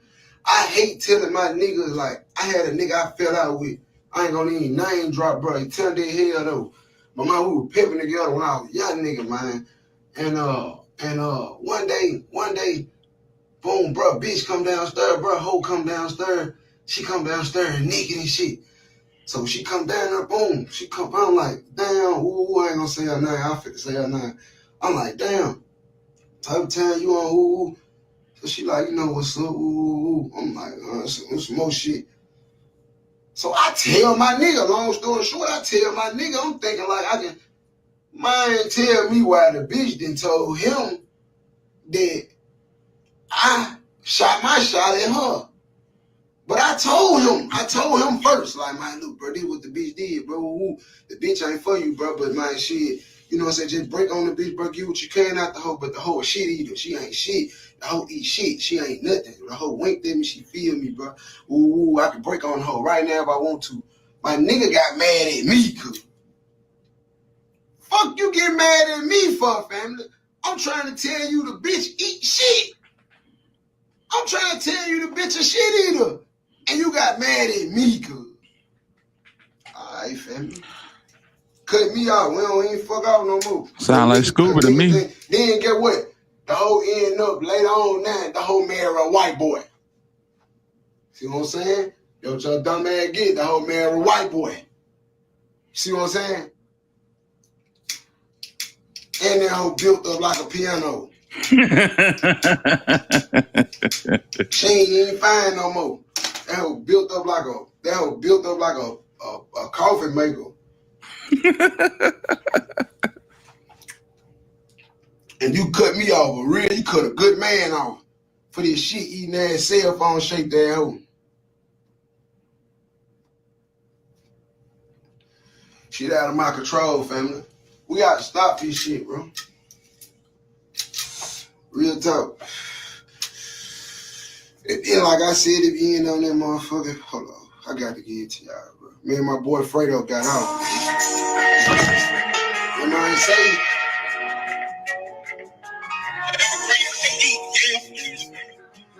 This is what he telling for, y'all. You might say, I want to move but there's something about this bitch that make my day hard. And I know I got plenty of hoes, but you should fall in line, love, play your part. What I'm trying to figure out what if the next 2 times go wrong. Being institutionalized for all them damn years. But he was hidden. I hate to think that the princess was behind him hidden. Say she got a nigga, but she still let me fuck so pop 2 Percocets, but I still bust a But I guess they was, because he ain't been doing shit not unless they been blocking him. Boy, this shit so garbage. Hey, am I the only nigga that gotta smoke weed while I get my He changed up his style though, didn't he? I gotta smoke a blunt. Whole thing, I can't do it. Every time I get my Cyber said let him up. Okay. That dude tweaking. Yeah, he is. And he done got bad off. Yeah. Blow the whole smoke in our mouth. Tongue kisser. Don't wait. I ain't fucking with your energy, bad vibes. This nigga gonna go out like a flea market diddy. But there's something about this that make my dick hard. Something wrong with him.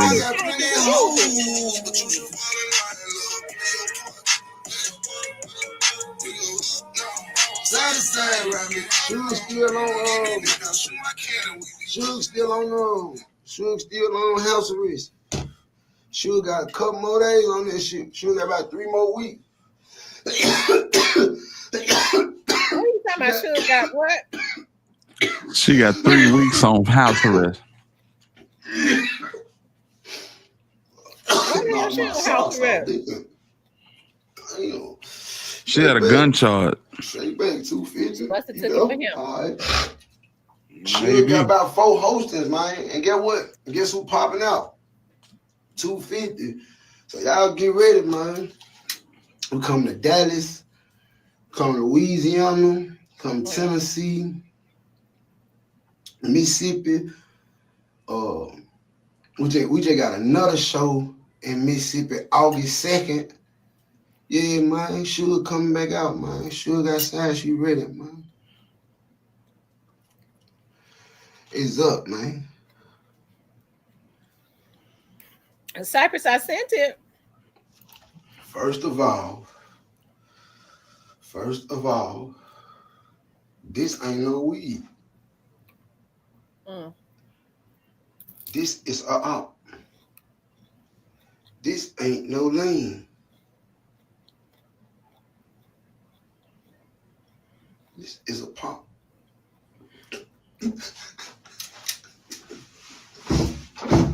That dude, he bad. He on that stuff bad. Mm-hmm. But it seemed like everything he did too, because I believe he helped to do that to Honeycomb. Mm-hmm. And it's back on him. Because I know what Honeycomb was doing down there in Alabama. Oh yeah, no. Hey, that's slim by me. Hey, I'm still Big Ricky. I'm still walking that bitch like a player for the Himalaya, Jim Curl like Miguel. Man, the label didn't want to release me and Big X song. I'm finna play it for y'all. Since the label didn't want to release me and Big X shit, I'm finna play it for y'all. Fuck it, I don't give a fuck. We outside, we stuck. I want to leave her alone. Mm-mm.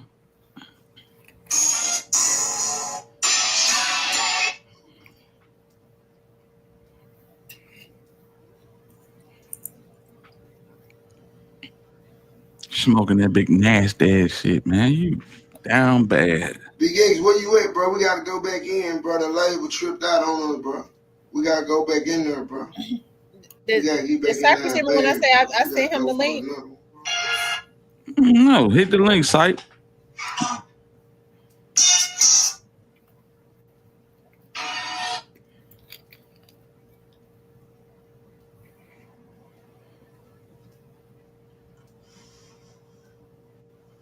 Ooh, I got the perfect one for you, Big X. Mm-hmm. Ooh, I got the perfect one for you. I'm gonna go back to it, but I'm gonna let them hear. He out of control, so lovely. Yeah, he out of control. He owns something. He giving crackhead vibes. You should have seen him the other night if you think he on something here. You should have seen him the other night. Lord have mercy. Let me see if I'm finna see if I can find it. I hate that. I think the stress of not, but he did it to himself with all that talking. Mm-hmm. The blogs turned on him. And I saw a lot of bloggers talking about that. And he said, "Why these rappers putting hits on each other? Why don't they start putting hits on the bloggers?" Bloggers stopped messing with him when he said that. Nature Bleed. What the fuck was it called? What the fuck?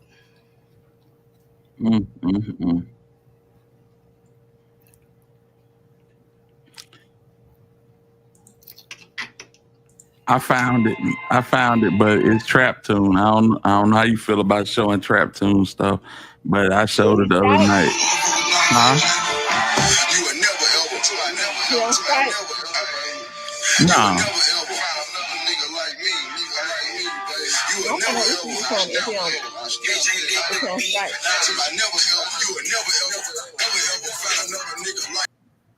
Yeah, I'm gonna get over that because I get tired of all that damn whack ass music. True Bleed, what it do? So has he left the Princess? Nah. Why they ain't promoting him? That's a good question. That's a good question. He just dropped this album, Time Will Tell. It's a mixtape. It's garbage.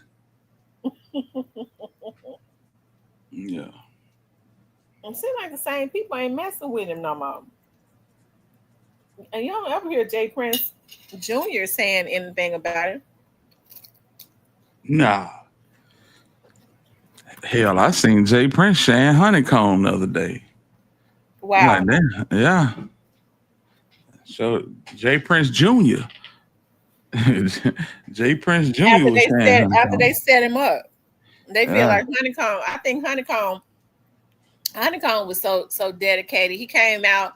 He was more independent, I think, minded, because he started making his own waves.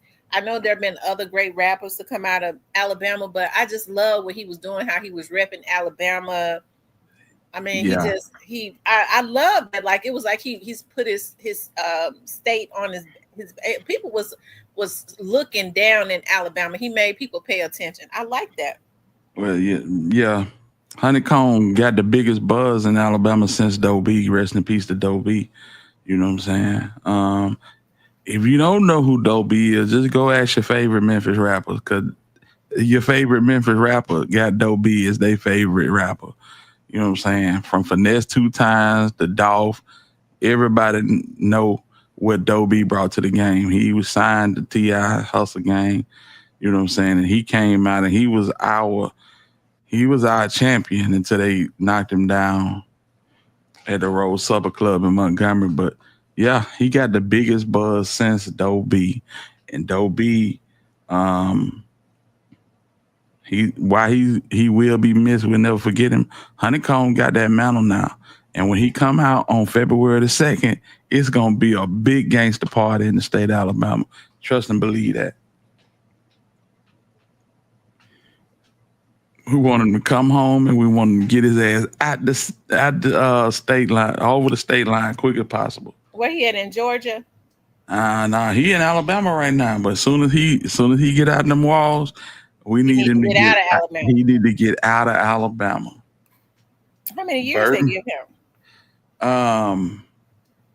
However many they get, he's supposed to have been 15, but they got him down to we just know his exit date is February 2nd, 2026.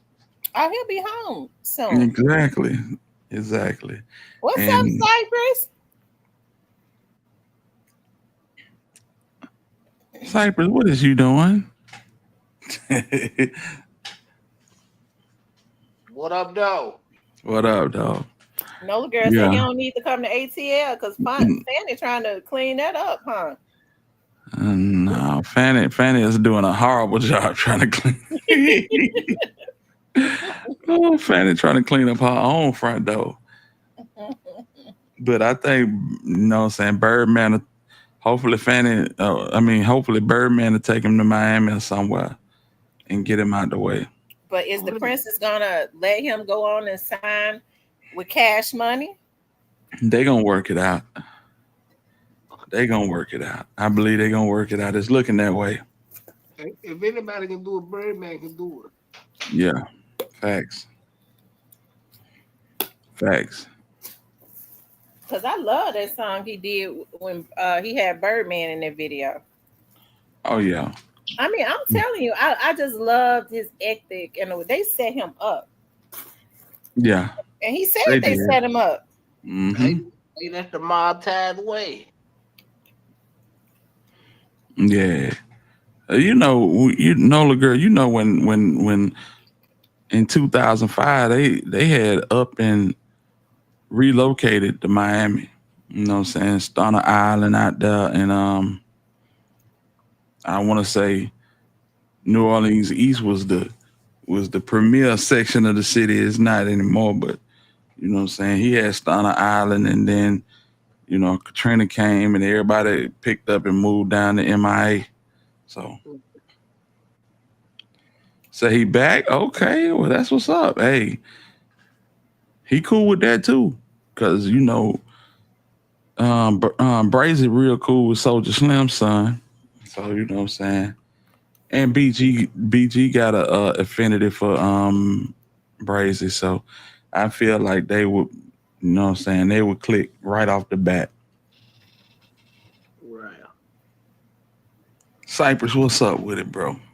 Man, not much, man. Just chilling, man. Just chilling. They were tripping off y'all in the comment. Y'all going in on finesse, but Yeah, man. that's a walking contradiction, man.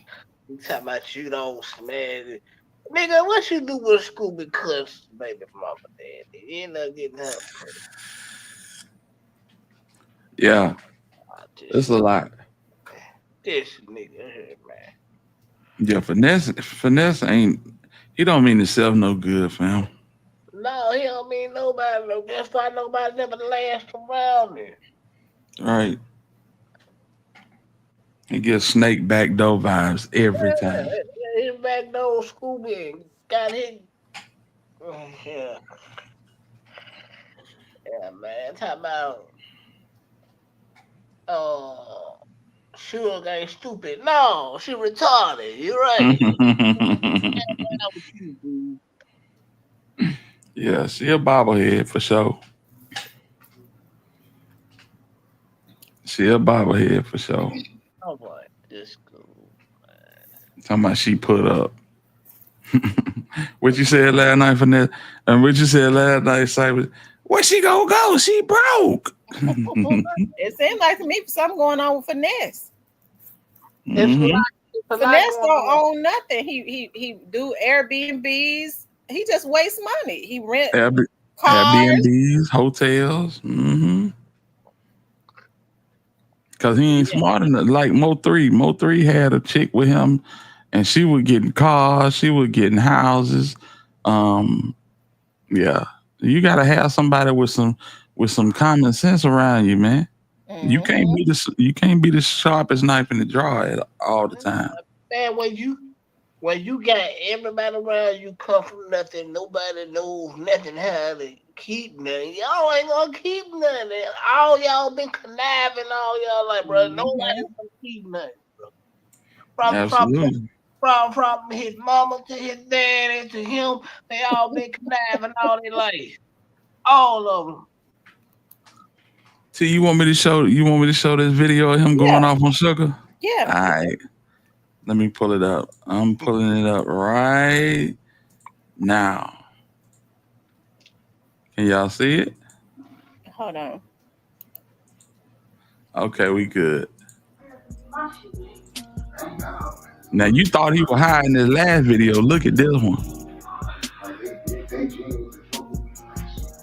Shout out to Trap Zone. Yeah.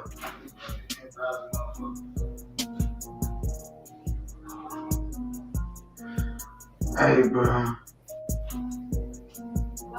He about to fall over right there. Mm-hmm. Hey, bro. Sugar cussing his ass out. Hey, bro. Hey, bro.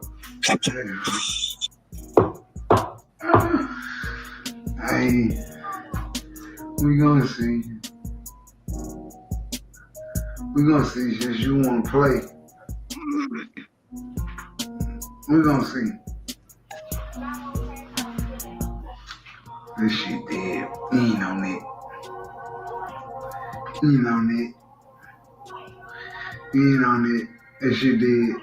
He ain't on it.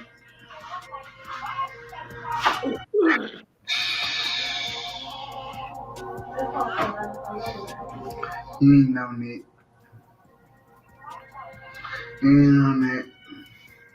He on pills. You ain't on that. Exactly. It's pathetic. You ain't on that. You ain't on that. Big ass tight and whitey drawers he wearing. I'm not finna sit on this phone with you, bro.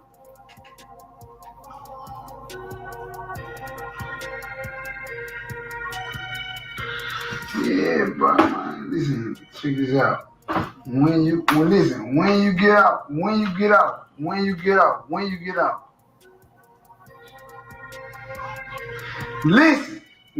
get out. Alright then. Shut the up to the end then. Alright then. So what he just asked her was when she get off probation. And she said 3 weeks. He said, all right, shut the F up until then. This nigga is crazy. Basically saying that you can't be on the road with me. You can't participate in these freak offs. Shout out to Diddy. Ain't no party like a Diddy party. You know what I'm saying? Oh, have mercy. And so until you can participate, don't say nothing to me about who I be with. Man, ain't nothing going on. Man, ain't nothing going on. Ain't nothing going on. Man, ain't nothing going on.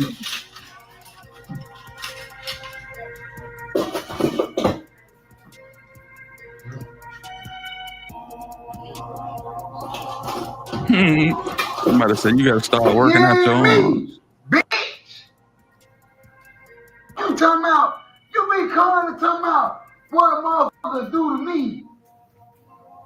Can't no motherfucker do nothing to me because you ain't me, bitch! What you talking about? You think I am Offset or somebody, bitch? I don't give a bitch off of Memphis. Lord, everybody just make Memphis look bad, I tell you. I'm from Memphis. But who you gonna marry? I don't know who you gonna get. I'm from Memphis. I've been through the worst. I don't give a fuck, man. I come from some pimping, man. Come from some pimping, man. Coming at me sideways like I'm a hoe ass nigga or something. Got me fucked up. Fuck you talking about? Like this, dead or something. Like my heart gonna be broke or something. I done already been through the worst. The fuck you talking about? I done been through the worst of the motherfucking worst. It ain't gonna get no worse than what I done been through. On my life, it ain't. I sit on this internet and play and all that shit and kick. Man, the closest thing to death is 23-1. Hey, cut, am I lying? We gonna cut back in the show. What's wrong with you, man? Closest thing to death is 23-1, man. Sitting up for a call to my motherfucking phone with threats like I'm supposed to be. Man, wait, man.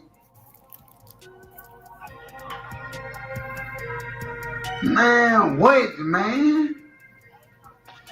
Man, listen, man, what the f you want, man, before I cut this phone off, man? Man, listen, man.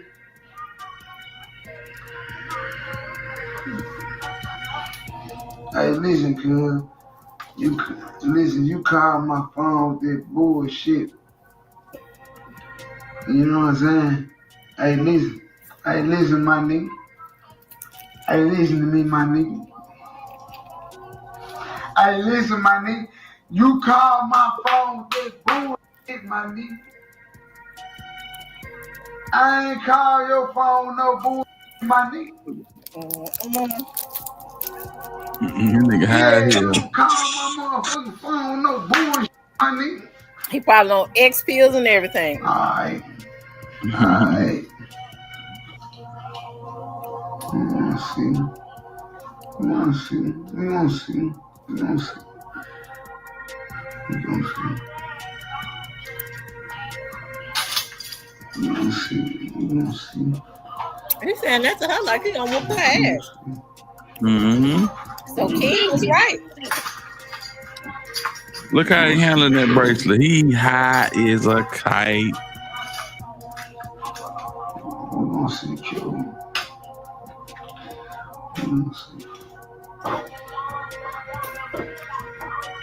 Now, depending on who he get with, who he wake up from that high, all that jewelry be gone. Mm-hmm. I don't know you either. I don't know you either. I don't know you either. I don't know you either. I don't know you either. Fuck you talking about. I don't know you either. I mean, I don't know you either. Fuck you talking about. I've been here 33 years, bitch. I ain't been knowing you number 2 of them, bitch. I don't know you either. I've been here 33 years, bitch. I've been knowing you 2 of them. I don't know you either. Fuck you talking about. All right, 3 don't mean no difference, bitch. I don't know you either. What you talking about? Yeah, I don't know you either. Fuck you talking about. I've been here 33 years. I've been knowing your monkey ass 3 years. You think I'm supposed to trust you? I don't know you. What you talking about? Man, I don't know you. I don't know you, man. I don't know you. No, you the one that took it this far. You took it this far.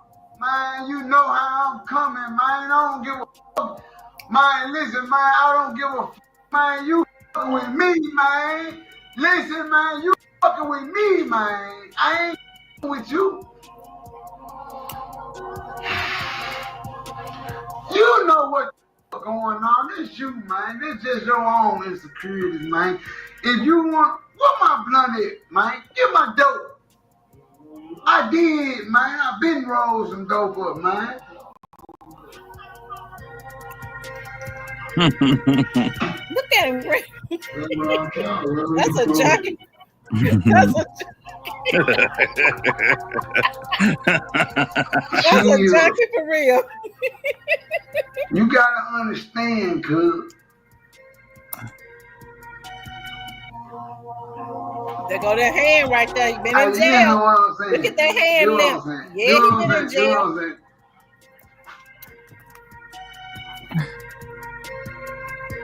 Hey, this coat on the other end. Let me see what coat. I'm trying to hide this you about some business. This coat back.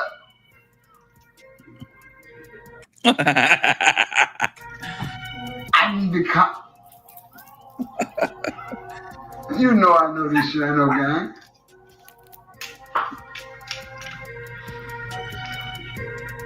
What size is that? He popped down.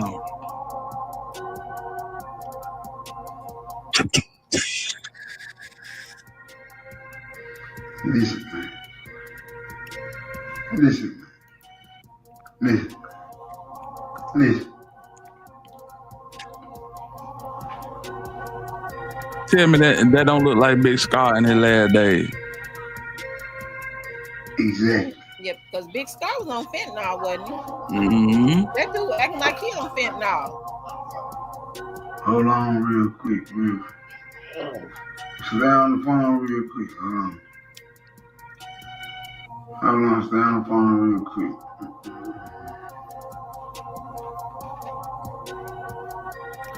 Stay on the phone.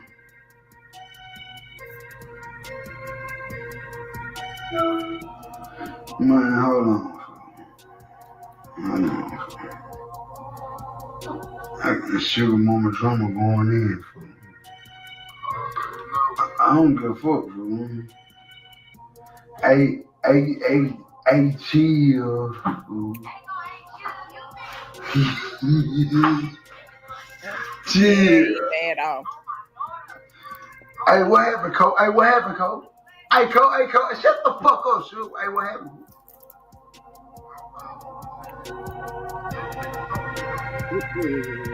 So ain't nothing on there, though. So why the fuck she'll do it? Come here, Diamond.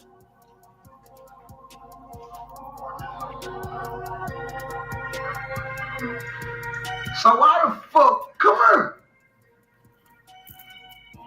Come here.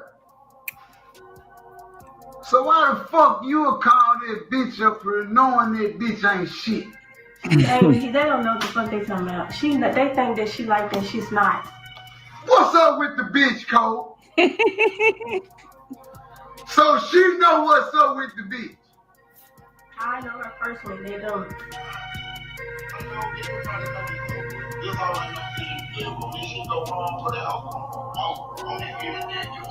She do that with people that fuck with her. She do that. You see her going live about people that she be into with. Shut the fuck up while I'm talking, bro. Man, shut the fuck up, cuz. Man, shut the fuck up.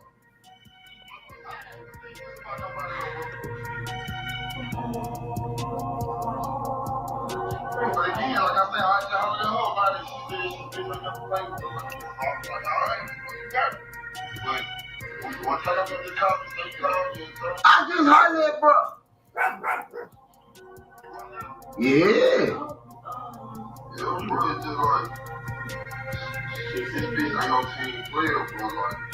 Well, all the bitch.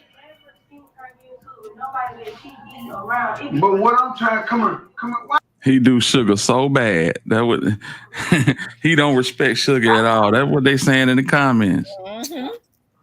He respect the other girl more than her, Judy. I ain't got time to be taking no chances with no motherfucker. She ain't gonna do that. That's what I'm telling you. They don't even personally know her. They see her going live about people that she get into it with. They be constantly picking on her. They make the post about her. Nigga, that's where her beef start. That's where they be picking on her. Before she gonna respond, and Cole, you just talking to me on the phone. So they trying to recruit a fourth girl into their little escapade, and this is gonna get bad. Yeah, they trying to bring a fourth girl into their little escapade, and Cole and Sugar don't want the girl around, and the girl that Finesse with currently in the room is vouching for the girl, and they gonna ultimately decide not to bring her in. And Sugar don't even like when he have other girls involved. Nope. So you riding with the bitch? I am, because I know her. That's my friend, yes. I know her. I know what she's going to do, and I know what she's not going to do. I don't worry about nobody that don't even personally know what I'm talking about. But what about if they going off what they seen?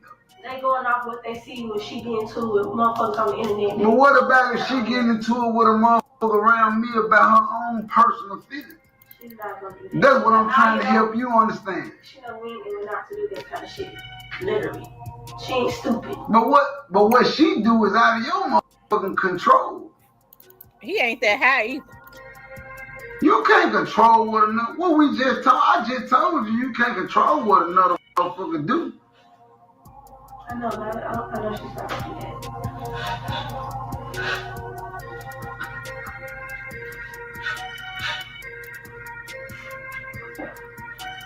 I'm riding with whatever the guys feel. If the guys feel like the bitch ain't fit to be trusted, then the bitch ain't fit to be trusted. No disrespect though. Are they running a prostitution ring? If they feel, they ain't saying nothing about the other shop. He's gonna find himself in some other kind of trouble. I'm trying to tell you. The guys ain't voting in. All right, cool. They running a prostitution ring.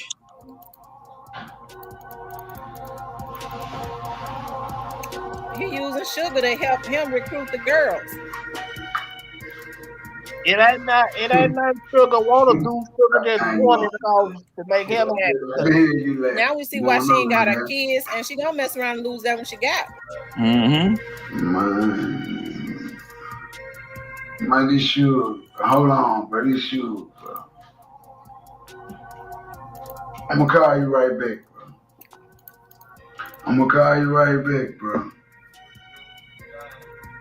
Alright, bro. Yeah. Bro, cause they admire you.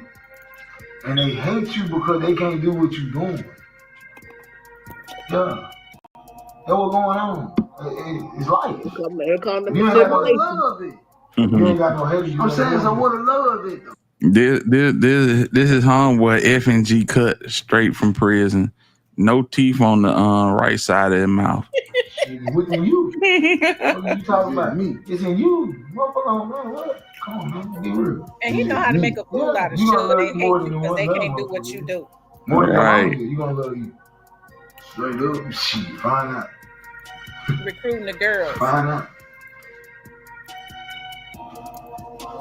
I can guarantee you, before this year is out, they're gonna be caught up with an underage girl.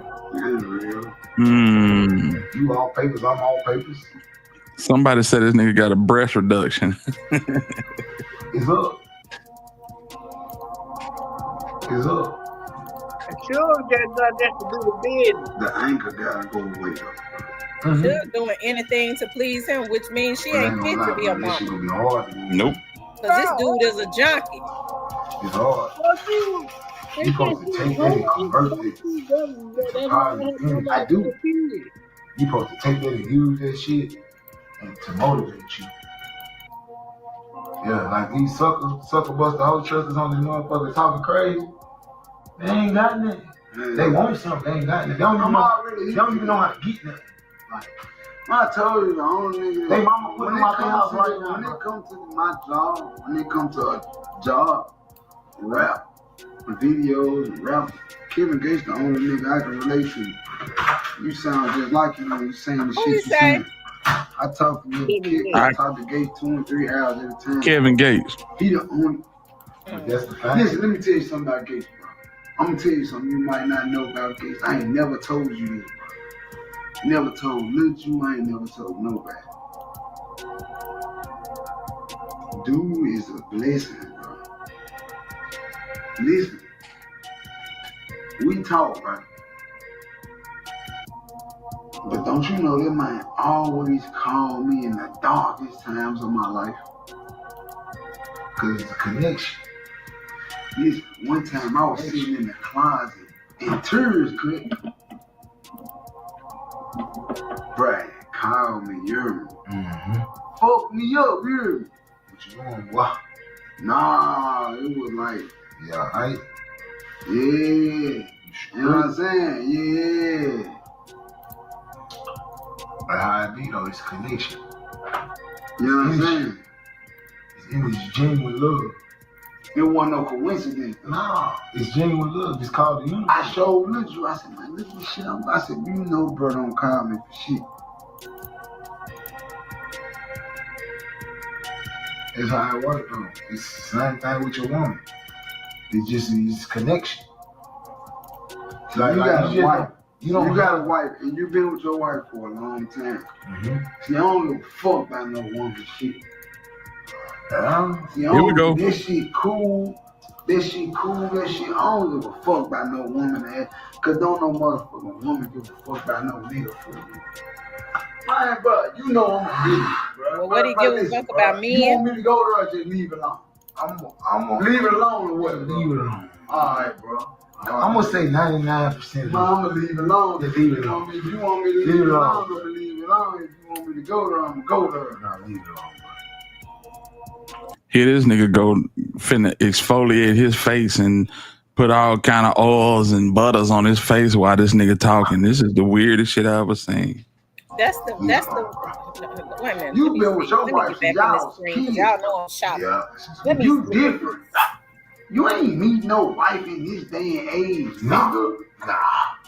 Nigga, you ain't meet no motherfucking wife this day and age, nigga. Nah. Dude, Sugar be listening to this shit. Lawyer, Yes. you, nigga.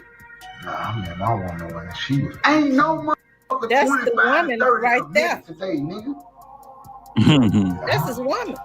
Unless you been knowing since you was 16, 17. Ain't that some shit? Y'all might have a Yeah. chance. Nigga, you want you somebody loyal, nigga, gotta go get you a bitch that's filthy. Nigga, if you want you somebody that's loyal, nigga, you might as well go get Taraji P. Henderson, nigga. You might as well go get nigga motherfucking me, Vivica me Foxer. Hey, fuck, nigga, you might well go get motherfucking me, what's the hoe? I mean, you might well go get a woman like Look how he's standing behind it. Yes. Ain't no motherfucking real women. Don't no man baby. stand Ain't behind no nothing but man shake that that cold ass. with no Fuck shirt all. on. Fuck that pussy. So if you want to go get you a bitch, just know you setting yourself up for failure. Look how he's looking at him. Fuck you come out, man. Oh, well, I'm glad I got mine. Says goddamn me. It's something. When I He got said mine, he uncomfortable. ain't nothing, nigga. He said he about to expose Ain't us. nothing, nigga. Ain't nothing. Why is he exfoliating his skin? Wash your face. I'm telling you. Don't get to wash your face. When you get to He wash said, your go face, ahead, wash your ain't gonna face. be negative. Nigga, this shit over with, man. That's why Sugar mad. The world might work Tell him on, she gonna leave him.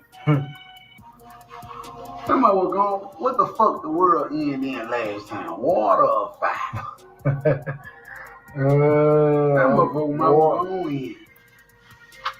Cause we through. You remember when the Philippines had to be extinct because they was bullies? What the fuck? It's about that motherfucking time again. What did he say? He said, you remember when the Philippines had to be extinct because they was bullies? What the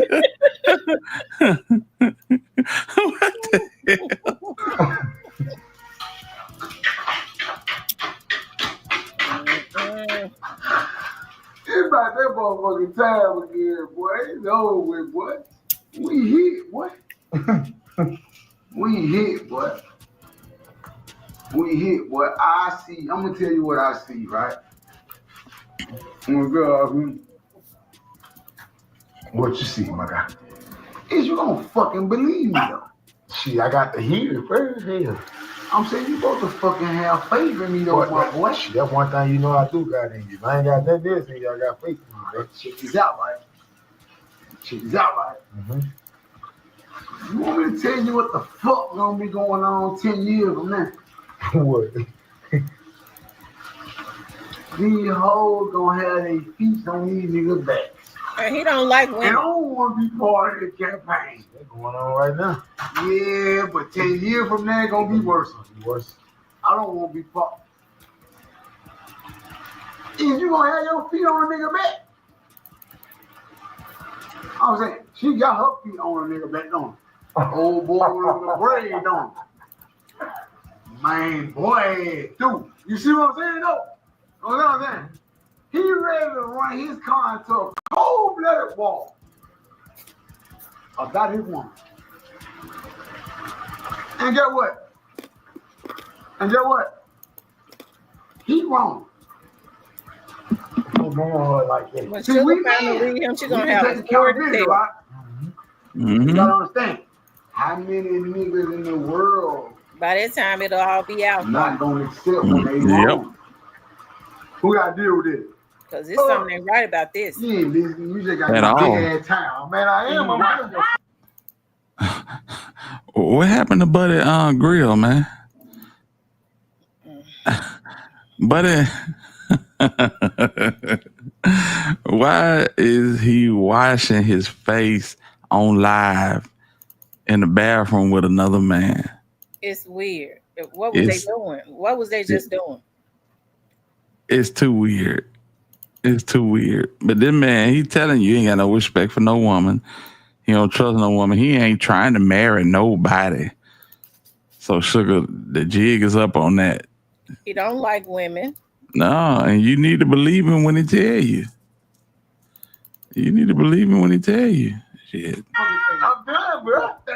I'm done. You ain't listening to a man. Because it ain't even normal for a man that for some reason he gotta have all them damn women in bed with him. This is something weird. What It is. I mean, what he need? Somebody licking his ass while Here you go, y'all. something ain't right. Yeah, for real. Penitentiary habits. He ain't got but one dingling. So what is the other women doing for him while he called himself screwing a woman? They got to be doing something. Yeah, for real. I'm telling you. Flea market Diddy. It's coming. And if she don't get what she want, there will be consequences on the back end. Well, he already letting her know. As soon as he finds somebody else dumb as her, it's over. Yeah, exactly. She holding out hope. But she in Houston, and Tony Busby is right down the street. Mm-hmm. Man,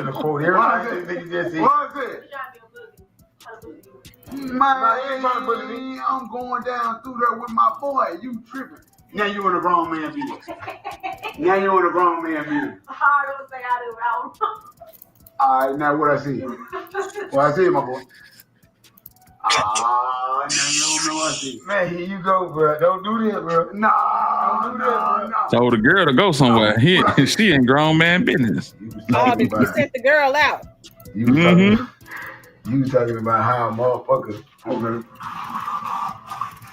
how a motherfucker don't think, okay, that a motherfucker know, okay, what we know, okay. Talk this shit. I'm just saying, this is talk this shit. Talk this shit. Okay, you was basically. Cause we come from the same place. Yeah, ain't no question. All right. When you see a motherfucker want to understand. You want me to tell you something? Talk to me. And you know, I feel like don't nobody in the world understand me.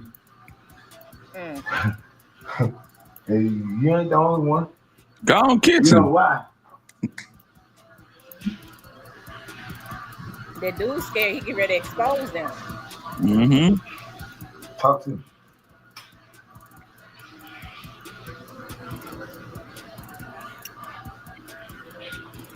I've been wasting my time. Man, come on, man. Don't do that.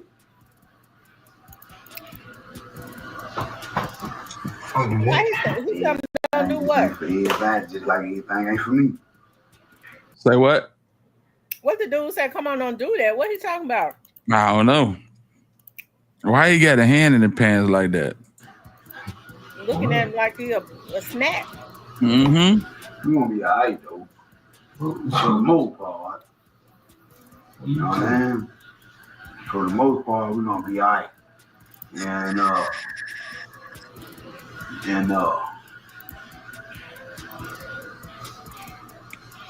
I'm telling you, Black Barbie, that man way too old for half a grill to be missing like that. That's crazy. Unless he got his shit knocked out. Yeah, if they hate, then let them hate and watch the money pile up. We're gonna go upside their head with a ball of the bull. The long way. The long way.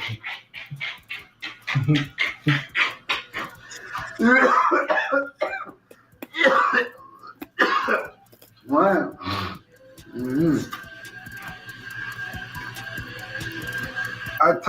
I had made a bet with Junior, right? I made a bet with Junior the other day. I told Junior said, man, she already sober. He ain't trying to get sober. Shit, he grew, he chilling. I'm chilling, man. I'm chilling, man. I'm chilling, man. They just set the smoke alarm off. That's from all of that flame and stuff they got for each other. Mm-hmm.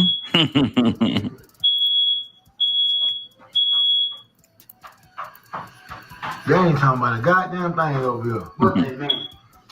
Nothing. What they mean? Nothing at all, bro. It's how it be. Nothing at all. I don't know what the fuck my algorithm got going. The fuck my algorithm got going? What a love is. God damn. You got what a love is. You might got a page full of haters. Yeah, you need to start a new page, man, bro. What a love is. God damn. And you need to make it be private so you can accept and kick out who you want to kick out, bro. Straight up. Man, what do you got? What happened?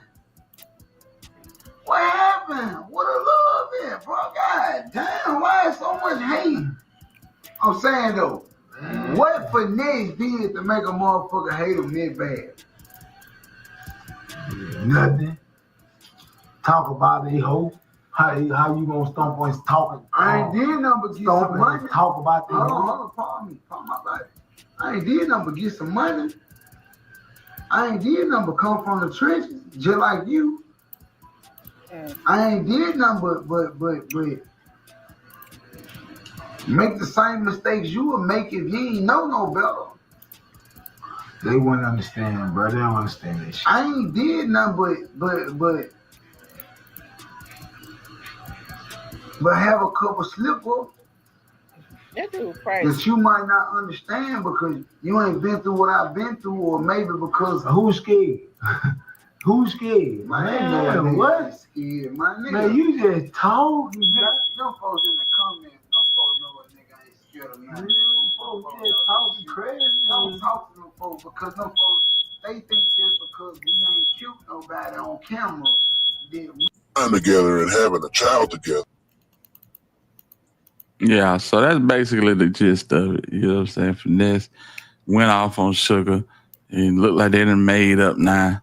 And now he going to defend Sugar, you know what I'm saying, honor, after he done tore it down on live in front of over 1,000 people. That's what he always do. He wouldn't have to defend her if he wouldn't keep tearing her down. Mm-hmm. You know what I'm saying? Folks calling her a bobblehead, saying she's stupid for hanging around. But you the one that made them look at her like that, you know. Mm-hmm. Yeah, it's crazy. For some reason, I think Sugar got a mental illness. I do too. If she ain't, she suffering from depression. Mm-hmm. Because you know what? Sugar, I don't think Sugar was mad about him saying she gonna leave him being with her, because she be with him with women all the time. Mm-hmm.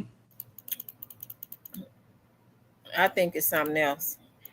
Yeah, I think it is too. That man that was up in there washing his face. Could be. It could be. I know one thing, when she get tired, she was he washing off his damn face? Yeah, for real. I know one thing, when it's over with, she gonna take everything. Mm-hmm. Period. She taking everything. He thinks she dumb, but she ain't that dumb. Nah, not at all. Not at all. He gonna see. He gonna see. I can't understand why people like him would sit up and watch this whole Diddy trial and see how these folks is milking Diddy for everything that he got, including his lawyers. Mm-hmm. And don't think it can't happen to them. You know what I'm saying? You ain't got a third of what Diddy got. Not at all. What he could have had, he messed up for himself. Exactly. Exactly. Oh, that's crazy. I tell you, that right there. Yeah. Yeah. And that's my whole problem with him. One chick ain't enough. Two ain't enough. You know what I'm saying? And when it come down to it, I'm telling you, they're going to do his ass like Deshaun Watson. They're going to line up. They're going to line up looking for a payday. And when they do that, it's over. Because I'm telling you, Sugar, they running some type of human trafficking situation going on. Yeah, exactly. That's why he's about, I always been a pimp. Yeah. Mm-hmm. You know, take him down through there, and you're gonna end up right back in East Memphis, Raleigh, Walker home, wherever you want to call home in the city of Memphis, because you couldn't exercise no self-discipline. Yeah. This shit's crazy. Yeah, it's crazy. Mm-hmm. And it could be worse. You know, when he first got out, he had him, BBJ, and the others. He had her, Sugar, BBJ, and another chick. He was trying to get them all pregnant at the same time. You remember that? Mm-hmm. Yeah. BBJ wasn't crazy though. No, not at all. Not She at want a all. rap career. That's why she leaves. Hmm. My mind's stronger than Sugar's. Yeah. Sugar she just a basic wet paper towel. Whatever, however you move her, that's how she gonna move, and that's sad. That's sad, especially for you to have a daughter. It's crazy. Mm-hmm. Where did he get her from? Was she into prostitution? Was she stripping? I don't know. I think he got her from Houston. I ain't sure. I don't know the history. No, Sugar from Memphis. Oh, okay. But I wonder how he met her though. Was she in? She might have been in Houston though. But her ass went Yeah. by to Memphis. Yeah, it's sad. But they gonna do that boy dirty. It's coming. Yeah, it's Mark my coming 'cause he words. putting it all out there. Mm-hmm. They said It's he's too young for half of the grill, half of his grill to be missing. With the way Finesse 2 times looking at him, I'm sure he ought to been able to get a grill up off of him. right. Shit. He over there Mhm. wiping all that shit off his face and ain't getting nothing. And the whole time, Finesse, you all in this man personal space. That's weird to me. Yeah, that's weird to me. Standing behind him, men don't stand behind men back like that. Nah. No, they don't. Yeah, Sugar know. Sugar know what it is. That's why she mad. What I tell you. These But folks, he'll vlog junkie. He'll be looking at these vlogs and be mad as hell. mm-hmm. Man, all these vlogs, all of them need to die. You know it's crazy. Yeah.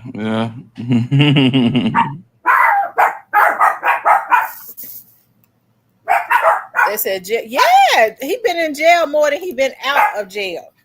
Yeah. Definitely institutionalized.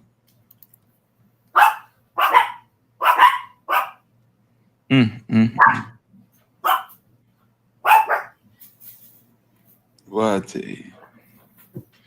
Well, Miss T, I'm finna hop down. My boy, he finna walk through the door, so we gonna. Okay, I'm getting ready to get off too, cause I brought some work home. I got a case that's got to be in by tomorrow, so I was like, dog, I couldn't do what I needed to do yesterday. Well, not yesterday, last week with it. So I brought it home so I could see if I can make some shape. So I'm gonna get off here and do a little bit of work. That'll work. I appreciate you getting on. Man, you know it ain't nothing. You always make it easy for me when you get on. I appreciate you. Teamwork make the dream work. That's what we always say. Shout out to Alabama Hill. Make sure y'all go subscribe to his channel. I'll have to go over there and look at what you did on. Did you do visuals on C Murder? Yeah, we did a live stream. It's a long one. It don't be meaning to be that way, but it's we have a good time over there. And I think we ran about 4 hours last night. Yeah, I think YouTube is something that's going on with the numbers since they've been up under that lawsuit. I think they cheating people because you can have so many people on your live and you get off and it's weird. Like it is. It's something going on since that lawsuit is going on. Mm-hmm. I know my numbers are down so much. I was like, dog, but when you get on live stream, it's really basically for nothing. You only really get paid if you do videos. Right. Absolutely. That's why it's vital for the people that enjoy live streams to support the live stream. Absolutely, y'all, because we don't get paid for live streams at all. Right. So unless you all support the live streams. That's fact. Most people, especially bigger vloggers, they really do strictly videos. Right. They barely communicate with their audience. Exactly. And we provide avenues for y'all to reach us directly and even suggest some of the content. So, I would encourage y'all, if y'all like these live streams, support them from time to time, because it really helps us to keep popping out. Because y'all, if y'all familiar with my channel, y'all know it ain't nothing for me to take a couple of hours out of the day and chop up some content and edit a video, and I can legit get paid from that. These live streams ain't paying nothing but like cents on the dollar. That's it. For real. So, but we appreciate y'all for watching. Appreciate y'all for rocking with us. And for the ones that do support these channels, we thank you more than you can ever know. Real talk. Absolutely. Mm-hmm. Absolutely. No Well, doubt. Hitta, I appreciate you. Make sure y'all go like, share, and subscribe on the Alabama Hitta channel. That's And it. Hitta, I appreciate you coming up. I appreciate you all getting on with me, y'all. I got to get off and do some work. But I'm gonna try. If when I finish, I'll try to like do some pre-recorded videos to upload. I've been trying to. I have to jump on live because my workload and stuff has picked up a lot. So I'll be trying to. Y'all see, I gave y'all double doses because I was looking at my numbers. I was like, damn, it's almost like I don't even do no videos. And then I was reading about the live streams. It's basically like you don't. Right. But anyways, you guys, please like, share, and subscribe. We enjoyed you all for stopping in. I love you guys. I'll talk to you all later. All right, for sure. We gone.